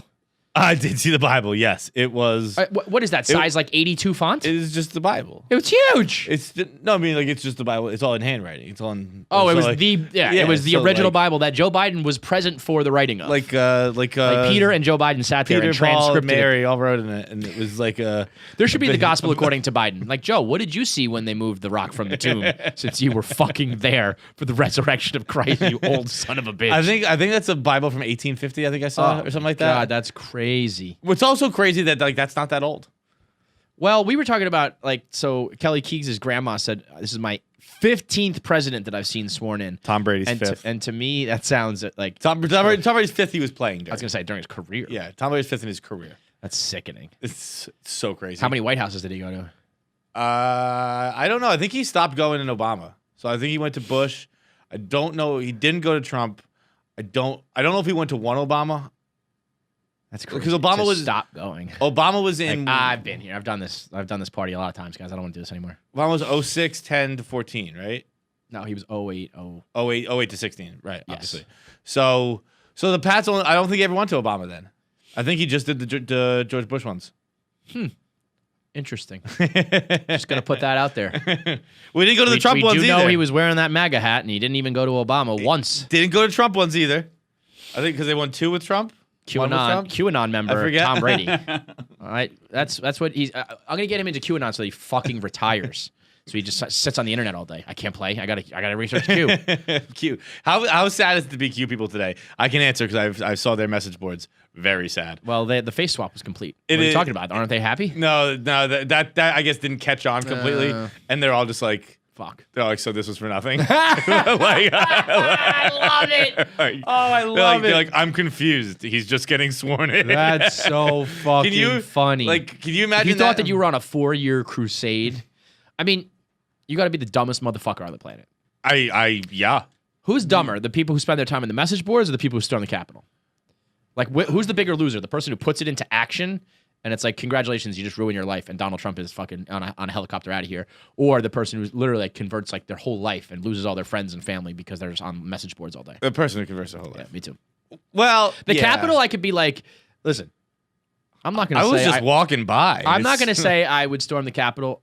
I could get caught up in something though. Yeah, that's what I mean. Like I was just walking by and I'm like a puppy. We're like, wait, people are playing over here? It's like I walk by Union Square. I'm like, oh yeah, I'll watch that guy perform. Yeah, like, yeah. I'll watch that kid do. You know what? I did need a farmer's market trip. Right. Next thing you know, I'd be in the Capitol. Like, oh fuck, how did I get here? I could just as easily be convinced to purchase a fruit at a farmer's market that it could be to storm the Capitol Rotunda. I agree. It would take someone asking me moderately politely. Yeah, be like, all right. Yo, you want to come? Well, yeah. I could see them being like, I got nothing going on. Yo, can you just like come with me, like just like for like 5 minutes? I need like your charger or something. I'd be like, oh, yeah, okay, dude, whatever. Yeah, But they could tell me exactly what it was. Like, no, we're gonna go. I was like, that sounds like a time. you know, I don't have an interview until 4, so I'm looking for something to do today. I'll steal Nancy Pelosi's computer. Whatever, sure. Before we get into our interview, Biden was sworn in on the Bible, but we learned today that you can get sworn in on anything. I don't know if that's true. Well, yeah, I mean, I don't know about anything. I'm sure they have a list of things you're allowed to be sworn in on. But it's also one of my favorite interviews, CNN interviews of the last 4 years. When they questioned about the Bible? When it wasn't Trump, it was about fucking Roy Moore. And he was the guy who like was running for senator in Alabama, and just like got caught like fucking a bunch of kids when like from back in the 70s. That'll do it. It was like a 21-16 thing, not like an old man fucking a child thing. Not like practice pitching. Still not okay, but also it does have a different vibe to it. But the bad vibes. He had like his fucking idiot Alabama campaign manager or whatever on CNN. And he's like, well, it can't be this person because they're a Muslim and they're gonna get sworn in on the Quran. You can't get sworn on the Quran. You gotta swear in on the Bible. And Jake Tapper's like, no, you don't. And he like kind of like dumbfounded, like paused. He's like, and he had like the open mouth and everything. Yeah. And Tapper's like, did you not know that? Oh no, I've been in public office 3 times. I've sworn in on the Bible. He goes, well, that's because you're a Christian. You chose it. And the guy just goes, okay, thank you. That's Roy Moore's campaign manager. Have you seen it was some protest video where the guy's like talking to like a crazy MAGA guy, and he's like, have you read the United States Constitution? And I didn't see the video. I saw like a 4-screen It's Jordan thing. Klepper. Yeah, and he's like, no way. Like I can read the whole thing. He's like, it's exceptionally short. Yeah. You could read it, and it's just like, I don't think that's true. I don't think so. Yeah. He's like, I can't imagine that's the case or something like that. Which does feel like the Constitution does feel like it should be super long. But it's like 1 page. You know what it is. Like you've seen it, right? But it sounds it's one like fucking page. Right. It's a big page, but it's 1 page. It's a huge page. Yeah. To be fair, that's a huge page. It's a page, I would guess it's like this big. Yeah. That's a lot of writing. That's at least a lot of writing. That's like, I mean, if you read 2 full pages of a newspaper, that's a lot of writing. That's a lot of reading. I would say if you break it down to book size, it is 10 pages. 10 pages. Yeah. Pretty short. Pretty short. I don't think that's the case. that's plucked straight out of Veep. You know what I mean? So what would you get sworn in on then if you get to pick? God, it's so many options here. So like we're thinking things that like were important in your life. If you say something about Tom Brady, I will smash that bottle of St. Hubert's Stag over your head. I wasn't going to. You should, but TB12 you should. sports manual. Yeah, I was gonna say no, that should. no. I was gonna say the 1992 year in sports VHS. Why was 1992? It was like a VHS that I actually broke. Yeah. Using listen, Right, like you just- watching that- it you so just had often, it in the rotation? over and Yeah, over that's a and good one. over and over. That's a good one. It was Cowboys. It was the big Oilers over the Bills year when There it is. Great. It's I forget what fight what the one of the big fights that year was, but there was like a someone who had jumped out of a plane. They parachute into the middle of the ring. Yeah. Bama won the Sugar Bowl, which was the national championship that year. That was when Mario Lemieux returned from non-Hodgkin's lymphoma. Was it non-Hodgkin's lymphoma? Non-Hodgkin's lymphoma. Okay. And scored on his first shift back. Just a big year for sports. It was a good year, and it was one of the founding pillars of my life because I was 4 years old enough to, and I like- just loved sports. Yeah. And I was like, I'm doing all of this stuff, and I think I already played hockey and baseball maybe at that age. But it was just like that was a big thing. Another option would be Britney Spears' "Hit Me Baby One More Time" the cover. That was a big one. Oh yeah, I could definitely go with like the Carmen Electra posters. Oh yeah, That would be just roll out that fucking big poster. and Oh, bend it if over we're the doing patio. that, if we're doing like founding things in your life, not Tara Reid, Tyra Banks on the cover of Sports Illustrated. Yeah. That was the first time I was like, Huge. whoa, I Yeah. like this. Yep, This is yep, that's doing it. Yep. Black women. I think I should. I mean, if we're just talking about what makes the most sense, it would probably just be like a laptop, right? Yeah. But I think just for comedic effect, I would just make it a 12-inch dick, just a huge dick, just to make someone have to hold a fucking fat dildo out there and me just be like, Kevin starts sucking it. I solemnly just to watch the country's head explode. It would be Imagine a if fucking- Biden was just jerking off a dick today. one of those fucking ones you strap onto your face. Okay, Yes. Chief Justice Roberts, pop that on so I can fucking suck it real quick. And we'll leave you on that note. Paul Bettany now joins the show. In this world, you are either basically Team Feidelberg or Team KFC when it comes to several things. Certainly the pants. So it's a big overlap in the Venn Pants. diagram. But Yeah, that's what I mean. Like, but it's the not- other it's not ones like are. we agree mostly, but when we disagree, we disagree. And Paul Bettany is decidedly a Feidelberg guy, and I'm decidedly a Paul Bettany guy. and I'm a Paul Bettany guy, but also fuck Paul Bettany because he's not a Team KFC guy. As I tell him, You're either with me or against me. So as I tell him in the interview, I since I was young, I wanted to be a Paul Bettany character when I grew up. Like it was. Yeah. What year did A Knight's Tale come out? 98, let's say. I would have guessed 98. Yeah. It is, and that's so I was 10 years old. And No, Paul it's Bettany, by the way. 2001. Oh, Okay, wow. so I was 13, and I was 13 years old, really starting to think about my future, and I was like, That's the this guy. is who I want to be. I want to be Geoffrey Chaucer in A Knight's Tale. I don't want to be actually Chaucer. Fucking Canterbury Tales. Bunch of fucking pilgrims. 24 stories about pilgrims. Suck a dick. But his version, yeah. his version of just a drunkard, which might be what I don't know what Chaucer was actually like, but his version of a naked drunkard who yells at crowds of Which people. does sound like what Paul Bettany is actually like. It sounds like it with sounds nice like clothes, it not sounds like naked. I was pretty 13-year-old me pretty happy. Yeah. I mean that you were aiming for the whatever's well beneath the stars, but you got there. You got there, bud. But he is just a very funny fucking guy who is smart. I was like, is Paul Bettany smart or is he like I play? When girls play the game, like, is he hot or is he tall? Yeah, is he yeah. hot? Is he wearing a backwards hat? I'm like, yeah, is he smart or does he have an accent?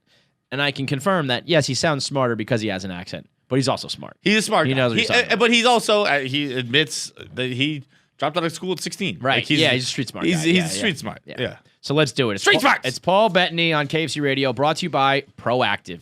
If you've got acne of any kind, whether it's problematic, whether it's medical, whether it's just here and there, adult acne, whatever, Proactive aims to get rid of acne from all their consumers, which is, acne is one of the most debilitating, worst things you can Not have. only is it it- kills your confidence, kills your happiness. It does that, but also as an adult, it hurts. Yes. As a kid, you get kind of like the pop ones, Yeah. and they crush you. Don't get me wrong. If you're younger in middle school, high school, college, and they ruin your weekend and shit like that. But as an adult, I don't really get visible ones. But I'll get one like in the nose, Oh, in the nose or on the lip. on the It's like, lip. oh. Like that's where you I'll pop around. those and it just kills you, Yeah. So that's where Proactive comes in. We all, and as you get older, there's more stressors in life, and the more more stresses you have, the more acne you can get. So it all kind of is a vicious cycle, and that's where Proactive steps in. There's three different systems from Proactive. There's the Proactive Solution, the original system suitable for all skin types. There's the Proactive Plus. That's for sensitive skin types. And there's a Proactive MD, which is the prescription strength for stubborn breakouts. It's the first combination therapy system that started a skincare revolution. So if you've got acne, Proactive can literally change your life, turn things around for you, give you confidence in yourself, make you happy with the way you look, and get rid of those pimples that can be an absolute confidence ruiner. Right now is a great time to try Proactive. For podcast listeners, you can get a special limited time offer by going to proactive.com/KFC Radio. Subscribe today and you'll get the Proactive's Hydrating Duo as a free gift that includes 4 hydrogel masks and the green tea moisturizer. Best of all, you get free shipping. Again, that's visit proactive.com/KFC Radio, PROACTIV.com/KFC Radio to get that special offer today. That's proactive.com/KFC Radio. Subscribe for consistently clear skin. Paul Bettany on KFC Radio. Let's talk to him. Hi. Here he is. What's going on? How you doing? Oh, everything's so tickety-boo. Thank you very much for asking. See- How about you? I mean, I'm delightful, and I want to say something real quick. I've seen a few of your more recent interviews. You always look sharp as Yeah, hell. this is how I expect you to look. You're This just is a when I think of sharp-looking you. fella. This is the look I expect. You always come through. Thank you very much. Do you ever just pop on like a hoodie and sweatpants? I feel like you don't do that. No. I can't. I have this real issue with that stuff. Issue. Yeah, I'm the only person in the whole world that hasn't worn sweatpants during the pandemic. Unless You're I'm talking working to out. another freaking weirdo over here. When you get home at night, you're wearing jeans, you're wearing khakis, slack, I don't know, whatever you're wearing. You get home, you just keep those pants on. You don't change into some sweatpants? Yes, because I'm not a heathen. That's my guy, Paul. That's my guy. I will say, coming from him with his accent sounds a lot more like, okay, I get it. Coming from you, you're a bag of shit. You should wear sweatpants too. Okay, let's be clear about this. Men that are over 25 should not be wearing shorts ever, That's okay. unless they're by a body of water or about to perform an athletic event. That's fair. I'll give you shorts. But what about sweatpants? Another problem is flip-flops in the city. Oh, that's just disgusting. I mean, that's, Men that wear flip-flops in the city, you can't. That's just a matter of potentially life and death. I mean, you can't be doing that. That's just dangerous as it gets. I think you and I see so eye to eye. You right do. Now. It's what? I'm sorry. What'd you say? What age are you two? I'm 32. I'm 35. Okay, so you can't wear shorts. But no, I don't have a problem with shorts. I'm with you. Shorts, I'm not wearing shorts, but sweatpants, I'm wearing every goddamn day now. Listen to me. I'm going to talk you out of it. You're losing your looks with every year that goes by. True. Right? This is true. It is true. And the only thing to do is start to dress better, so people can. That's it. Make better choices about your clothing. Now, what if it's too late? You've crossed the Rubicon. You're That's like, what I mean. Yeah. Sweatpants. That's it. I'm done. I asked him probably last week. I was like, "Yo, how you doing?" Just on a mental level. Yeah. Because there have been a lot of sweatpants flying around the office. Wearing them right now. Wearing them right now, Paul. See, to me, I always loved sweatpants, sweatshirts, being comfortable, but I would wear regular clothes. I would just change out of them immediately. And then with the pandemic, it was like, see you fucking later, jeans. Get out of here. You're gone. Never again. This is how do you? I don't know. How do you sleep at night having made Very that comfortably in decision? my sweatpants, Paul. What do you sleep in? God. Well, this sounds to me, if you're wearing sweatpants every day, it sounds to me like you're going to, somebody's going to, here's the problem. I don't want somebody to find me dead on the couch with cigarette burns in it. And I feel like sweatpants is the gateway to that ending. It's the first step. Yep. Yeah. I always You're think, right. like, You're right. What if I'm a victim of a home invasion and I'm rescued and it's on TV and stuff like that, and I come out in sweatpants? Like, I'm gonna look like an asshole. They're gonna be like, that guy should have been home invaded. This is exactly my point. You've got to you've got to imagine all possibilities. I credit all this to my mother because my mother used to beat all kinds of stuff into me. Not literally, but sometimes. But she always told me you always have to wear good underwear because you never know who's gonna see it. And she enforced that by they thought I broke my neck in a hockey game, and I was stretchered off in an ambulance to the hospital. They had to cut all my equipment off me, and when they cut my equipment off, they realized that she saw that I had a hole in my boxers, and she just goes, "Oh, John Henry." The kid's almost dead. The kid almost is paralyzed, and she's worried about the underwear. It's crazy. So great.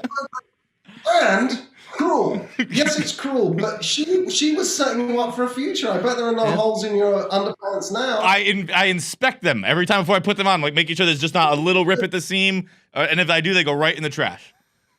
Of course you do. What if I break my neck, Paul? What if my home's invaded and I'm paralyzed, Paul? What then? At least I look sharp going out. 100%. Oh my God. We'll get into WandaVision and Marvel and everything in a moment. But I think I have a beef with you because I just watched the Unabomber series.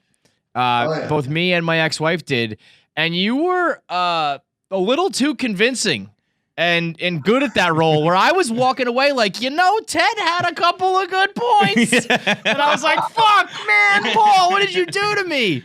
But that was a great series, very interesting, and like you knocked that one out of the park. Yeah, it's a difficult one, isn't it? Yeah. Because, I mean, if it were a movie, it would be stalwart detective chases madman. But when you have like 8 hours of television, you can get into the Unabomber's domestic life. You can get into it. That kind of gets uncomfortable when you look at all the MK Ultra stuff, and you're like, oh my gosh, what happened to this kid? But what I will tell you is this. Here's my feeling about Ted Kaczynski, because I really didn't want people to be like, guy's got a point. Well, let me tell you.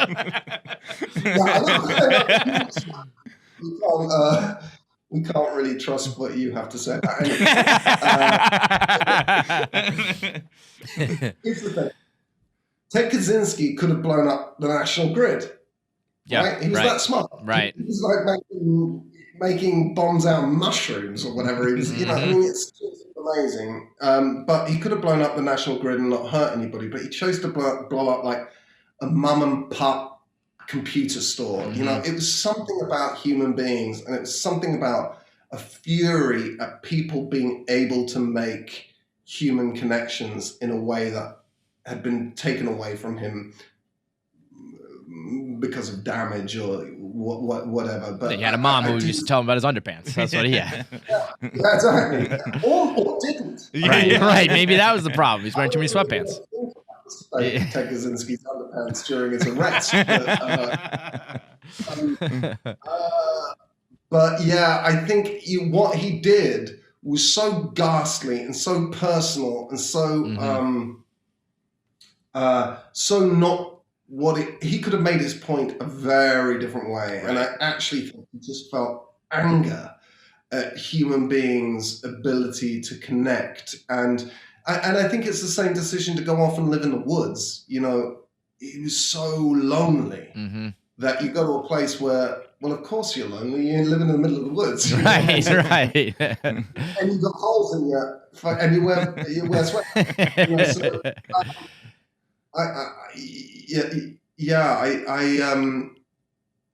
The environmentalism stuff of it, I think, was something that he believed in, but that also he was imposing and used as a reason to just tear people apart because he couldn't have what they had. I mean, it's a little unfair to be like, why don't I have any friends? And you live alone in the middle of the woods. That's why you don't have any friends, man. I think it was episode 7 of that one, which is the one that kind of highlights MK Ultra, which I didn't know anything about.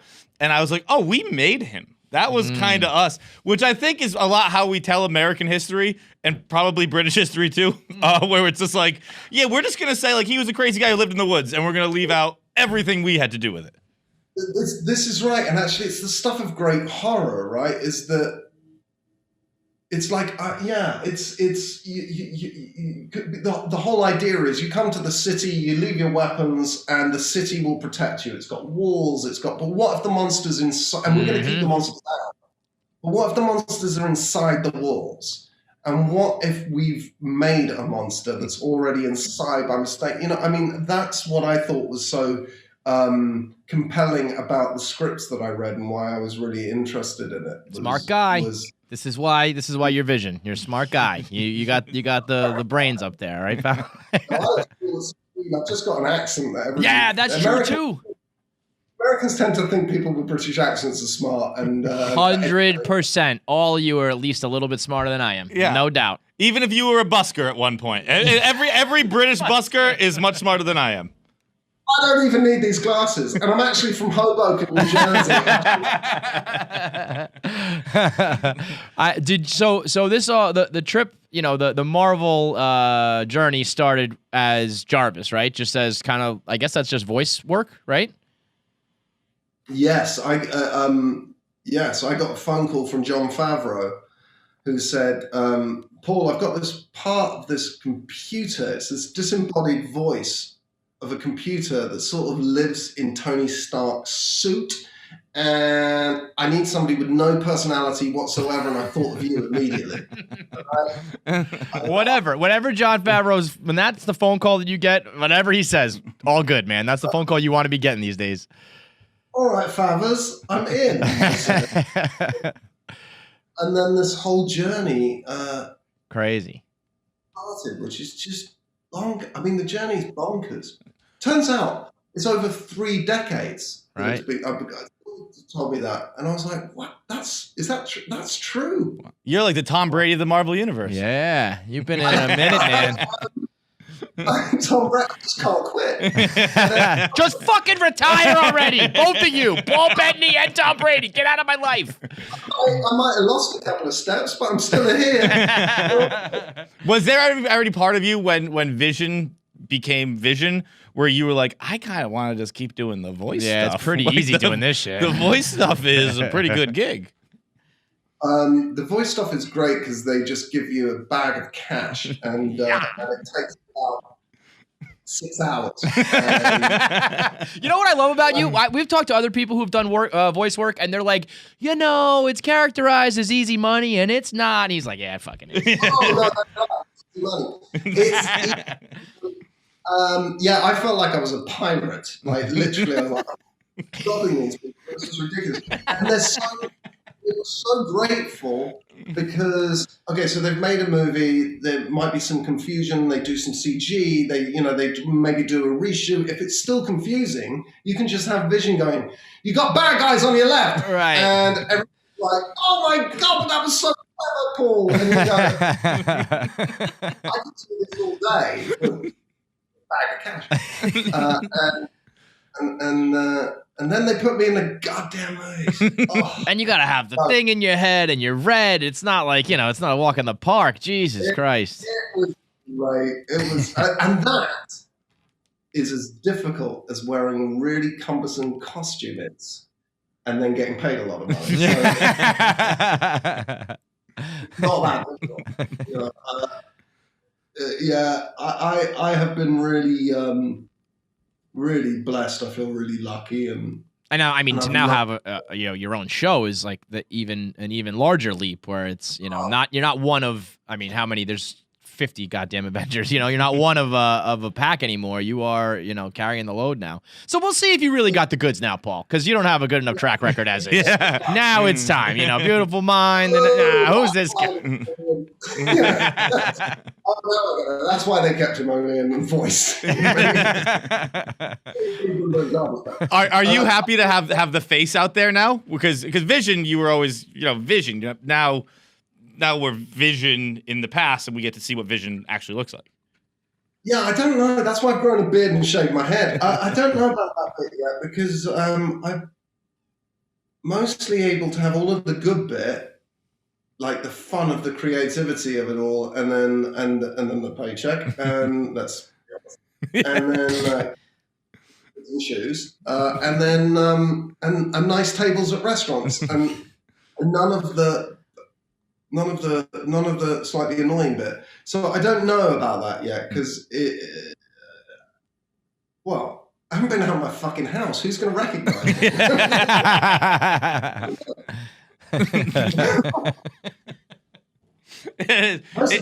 My kids don't even recognize it. What did you think about? I mean, you had to have known those first episodes dropping are very different, very unique, kind of weird, and that's got to be fun to be putting out some shit that you know is gonna like blow people's minds. Especially, comic book stuff is pretty formulaic, or people usually know what they're gonna get, and this I think is a total departure from that, where it's like something they've never seen before. Yeah, I mean, I think that Marvel has historically taken really big swings, and they have been they've been rewarded when they do. I mean, I think it's really easy to forget what a massive risk having Jon Favreau direct Iron Man and having him direct Robert Downey Jr. Yeah, I mean, was a real maverick idea, and it was brilliant, and they were both brilliant, and they were paid off for taking such a massive swing. And then I mean, Ant-Man, and that, I mean, frankly, all of them, Guardians, and then reinventing Thor. It's I feel like it gets a bad rap because it's not a bad rap. I mean, everybody loves them, but it's fun. It's not like heavy material, and I think people almost critique that. It's like there's still a lot of art in that, and a lot of work, and a lot of everything else, and all of acting is in these movies as well. Yeah, and also the skill at making those movies. And anybody who's ever actually made a movie looks at those movies, and secretly they know how hard those movies are to make. And ultimately, at the end of the day, isn't the goal to have people walking out of the theater going like, God, that was fucking awesome? Whether it's because you cried, or whether it was because you thought, or whatever you feel, like Marvel's hitting, the right part of your heart. So yes, and also Marvel is got something to say. I mean, Civil War is about whether in this case, a group of superpowered individuals or a superpower should unilaterally be able to make decisions and go into other people's sovereign nations. And right, it's some heavy shit. Right. That's quite a big thing. And actually, it was really interesting going around on the tour for selling that, is that the whole rest of the world were 2/3 on. When Downey would always go, who in the audience is on Cap's side? Who in the audience is on my side? Whole rest of the world, 2/3 were on Downey's side. In America, it was 2/3 on Captain America. Yeah, that makes sense. That checks out. That checks out. The autonomy to be able to go into a night, it was really, really fascinating to kind of see that they felt. Here they felt there was no need for a UN or some sort of governing body. Yeah, to it's decide fascinating, embarrassing. I don't know. Whichever word you want to put on it, I don't know. I'm an American, man. Yeah. Why? Yeah. You're late. Let me tell you something. About you were late to the party. You're showing up to the party when the cops are here, and not. It's over. I don't know. What are you thinking? 2 weeks ago, my mom missed underwear, or 3 months ago, whatever it was. She's checking in because her mom's from Canada. She's like, "Can I switch over?" Yeah, and you're coming on to our side. Coming in. Buddy, It's crazy. Buddy, the ship is sinking. Yeah. There's time to fight for the Republic, guys. You know what I mean? For 20 years, it's been incredibly generous to me, this place. And I saw that bloated demagogue being inaugurated, and I just thought, I mean, what I didn't factor in is that I should have moved to Florida to actually make it.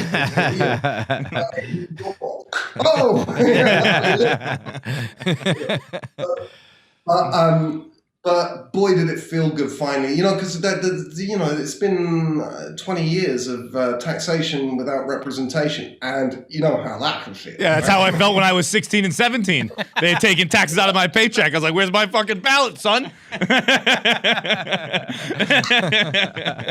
And also, frankly, at some point, I think that people, if you're out of the job market, maybe you shouldn't be voting anymore. Maybe it's a young person's game, voting. I don't know. I felt like, it's time to, the other thing was, whenever you said something on social media, you get a bunch of just super annoying, unenlightened people going, "You're not even a fucking American, man." Well, you showed them, and I'm sure they're gonna stop now, Paul. I'm sure the guys on social media are gonna be a lot nicer. Why are you even on social media? Why, like, I imagine you're doing pretty well, Paul Bettany. What's the point of being on Twitter? Like, if I have to be for my job. If I could get off social media, I probably wouldn't because I'm addicted to it at this point. Full blown. But if I could have at some point, kind of headed that off at the pass, that would have been pretty nice. Yeah. Well, here's the thing. There are slightly annoying things about social media, which is that at times when, say, a bunch of pituitary gland substandard. Wait, I'm not going to say that. Yeah, I'm going to say that. There are a bunch of people storming the Capitol, and you're like, I just want to get raw information right now. That can be quite amazing for that. Mm-hmm. I do think that it needs to be regulated in a way that if you were disseminating news and I can't sue you for libel, right? There's a real problem because you can just say anything, and people have this sort of weird confusion about what freedom of speech is. It doesn't mean I can just say any shit. Right. Right. With no consequences. Right. I could say, I think you're an idiot, but I can't say I think you're a murdering idiot, and I certainly that would be slander. And I certainly can't say he's a murdering idiot. I think a crowd should take matter into their own hands and deal with him. Because that would be inciting, So people are really confused about what freedom of speech actually means, right? So, but the question is, why am I on social media? I ask myself this question so many times, and I think I'm going to be. I think I got to be done with social media. Oh, that's the voice of a man who's not going to be done with social media. I can already hear it. If you listen. Do it right now then. Delete it from your phone right now. Prove it. You're not gonna because you're addicted. You're just like us, Paul. You and your fancy pants and your accent and your new citizenship. You're just like us on Twitter. Yes, but I'm not wearing sweatpants when I do it. Touche, man. Touche. About writing a tweet when I'm wearing like grown-up pants, you know what I mean? Like, as opposed to you who's sort of running around in pajamas all day. I'll be honest, me on pajamas on Twitter is a better fit. Like Twitter is an app for people in sweatpants. You shouldn't be on it. You should delete it. You should get off of Twitter. You're above it. I will give you that. Leave me in the skells. So above it all. She's never done it. My missus is just so much classier than I am. She's in a great show now too. I'm watching Snowpiercer. That show is unbelievable. I love Snowpiercer. Yeah, isn't it? It's so. It feels so prescient or prescient. I think you say, right? It's so. It keeps. It keeps sort of delivering the stuff that you go, how did they know this was about to happen? Right, I know. It's very poignant right now. And there are some scenes, man, with the arms and the snow and the ice that are like, holy shit, I can't believe some of the things are on that show. It's very good. Yeah, you guys are doing pretty good right now. Your household is doing pretty well right now on the TV and entertainment front. Things are good, and I mean, despite I just want to go out and be able to, whole pandemic thing is I'd like to go out and just lick a stranger. Sound like me on a Friday night, Paul. Fit in with a lot of the city. I can't remember. I think people frowned on that always. At the moment, it feels like the thing that I want to do. You're hanging out in the wrong spots. You come with me. Oh, man. All right, well. What were you raised? I was raised in Boston. In the green swamp. Boston. You were raised in Boston. Yeah. We wear pants in Boston. We're cultural. I just love ice hockey because I can understand it. Because it's soccer on ice. soccer on. I think we should put more sports on ice, like basketball. Like, just why stop at home? Why do we do that? Put everything on ice. Let's try it. It is scary though, because once you start doing things on ice, you get a bit of a higher feeling about yourself. I would liken being able to skate like having a British accent. You're like, I'm a little better than everybody. I could see that.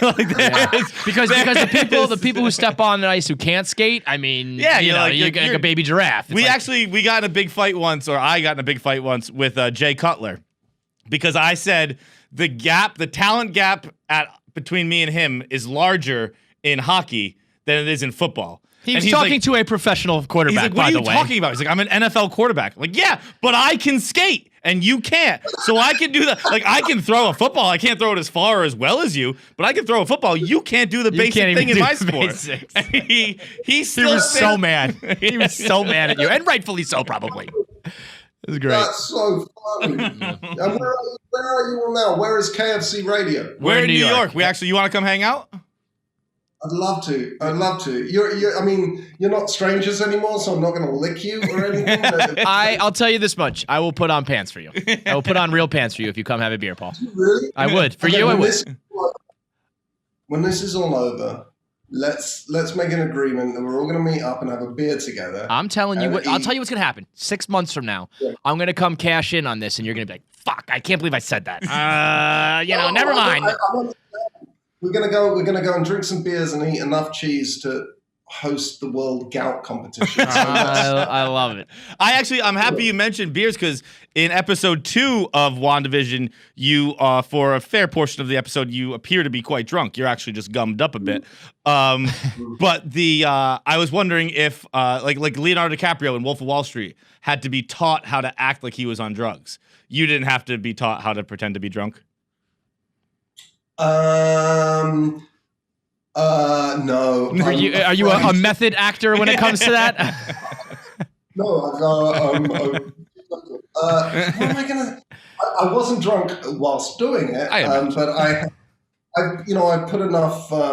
put enough time into. I got sense memory of stumbling from the pub. I mean, I was raised in Britain. It's a culture. Yeah. Well, I heard you actually say, you said recently, I didn't, there was the night, I think it was after you had a poor review of a show you did with Matthew Reese. And you said that night I tried to outdrink a Welshman, which I didn't know is a phrase. But as someone who's worked on multiple sets with Russell Crowe, is it easier to outdrink a Welshman or an Aussie? Oh, Welshmen are impossible because they'll go till they're dead. I mean, look at Dylan Thomas. He literally drank himself to death. 2 miles away from where are you in New York right now? Like Midtown, right by Madison Square Garden. Oh my God, you're like a mile away from where Dylan Thomas drunk himself to death in a pub. I mean, they just don't stop it, And Matthew Reese was a master at it in those days. Actually, he lives just across the way. Bring him over.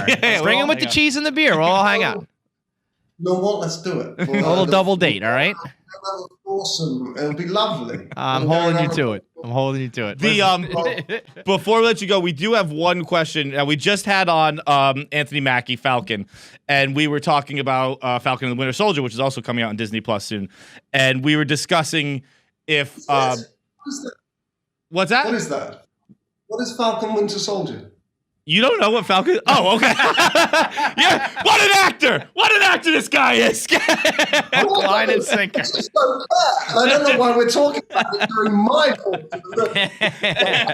but we asked Anthony if Cap is America's ass, what would Anthony be?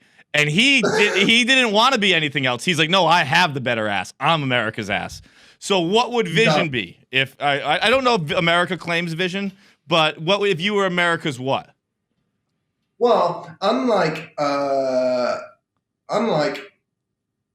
Captain America, my ass is a fake ass. So it's actually been molded to be a perfect ass. Which, to be fair, is actually most like America. So it's a perfect android ass. So I think my ass is better than both of them. But I will tell you, Anthony's ass is is amazing. And I actually saw them talking together about their ass, and they decided to have a squat jumping competition. And who could jump over this thing? We were all on set somewhere. And Mackie went, I'm gonna beat you. I mean, what are you talking about? And I went, dude, to Chris, I was like, he's gonna beat you. Look at the size of his ass. He's got more muscle in his ass cheeks than I have on my entire body. He's gonna beat you. And Chris beat him. I mean, the proof's in the pudding then. Like, Chris was able to squat jump just from standing. It was unbelievable. yeah, Anthony conveniently left that part of the story yeah, out. yeah. Anthony did not mention that. That's unfortunately the truth. But aesthetically, Anthony is amazing.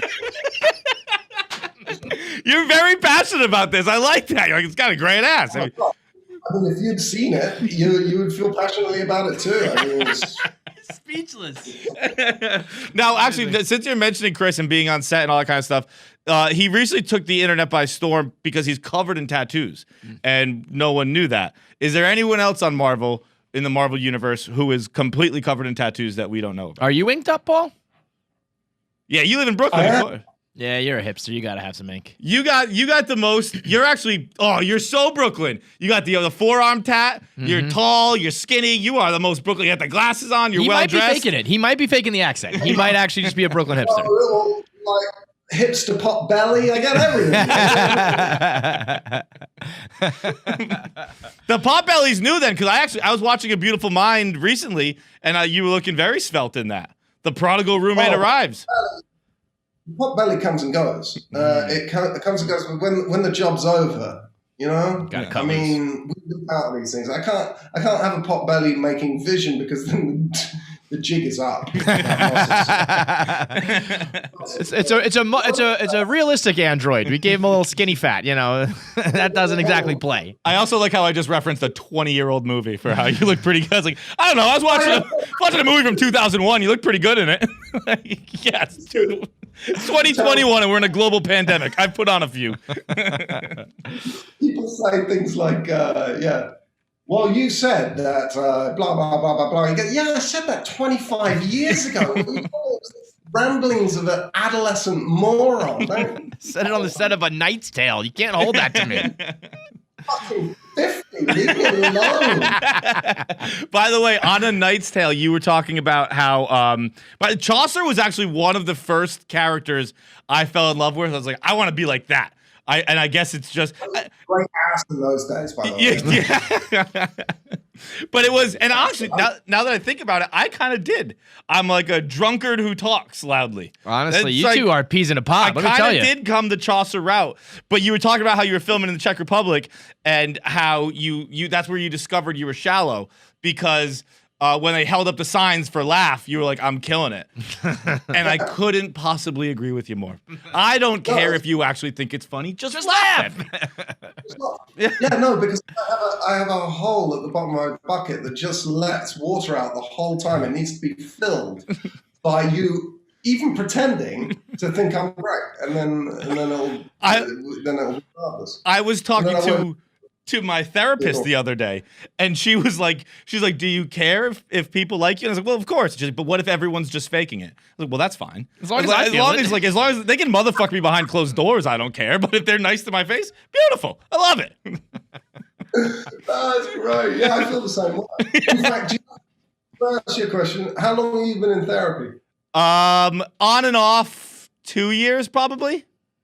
Okay. So you're still at the stage where you're trying to make your therapist laugh the whole time. Oh, me too. I'm only like 4 sessions in, and I'm just like treating her like the audience, man. It's brutal.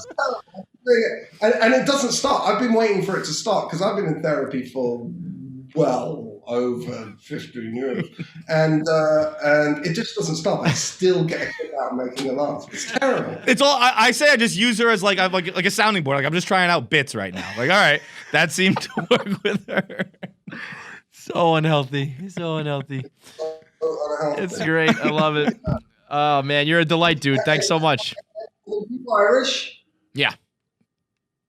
Didn't Freud say that Irish people are the only people that therapy won't work. We're impervious. Yeah. We are impervious to it. And I'm telling you, man, so far the guy knew what he was talking about. proving it true. I don't want to have sex with my mom, but therapy's not going so well. I mean, I'm 15 years in. I don't know. I don't think. I mean, It's not. I'm not sure. It hasn't helped you one bit. It hasn't changed you a shred. Just broken. I always say that every time I write that. I'm like, wow, that was $250 down the drain. He's been doing it for 15 years. You're an inspiration. 15 years. He's holding strong. Shallow, no personal resources, can't exist. Laughing at my jokes. It's just awful. Give up. Yes. Just give up. Yes. Just give up. Pack it in. Thank you, Paul. I'm fucking 50 in May. I'm still talking about my mum. You know what I mean? It's like, what? There are kids in Syria. What? And you can't get up in the morning because what? Oh my God. That's amazing. Ghost of Christmas Future. I love it. Man, thanks so much for the time. We really appreciate it. WandaVision out on Disney Plus. And best of luck with everything in the future, Paul. Thank you so much, Paul. We'll see you soon. Have a good one. See you next time. Bye. I know. If you made it this far, you Long watched time. the whole episode. You have to. I've never watched the full episode. If you watched the full episode, never watched like 10 minutes of an episode. You really, really like us. Or you hate us, but like have a fetish to watch us. And Yeah. whatever the reason is, you've made it this far. You're going to want to watch more. You should want to watch more. And you actually owe it to us to click the subscribe button. If you have watched that much time, you now owe us in the form of clicking the subscribe button. That's internet currency. And hitting the bell icon. Yes. I don't even know what the bell icon is, but they tell me I to say think that. it sets a reminder for you. And also leave comments for what your favorite voicemail was. All kinds of that fun stuff. But you owe it to us to do it. Law. Internet law. law.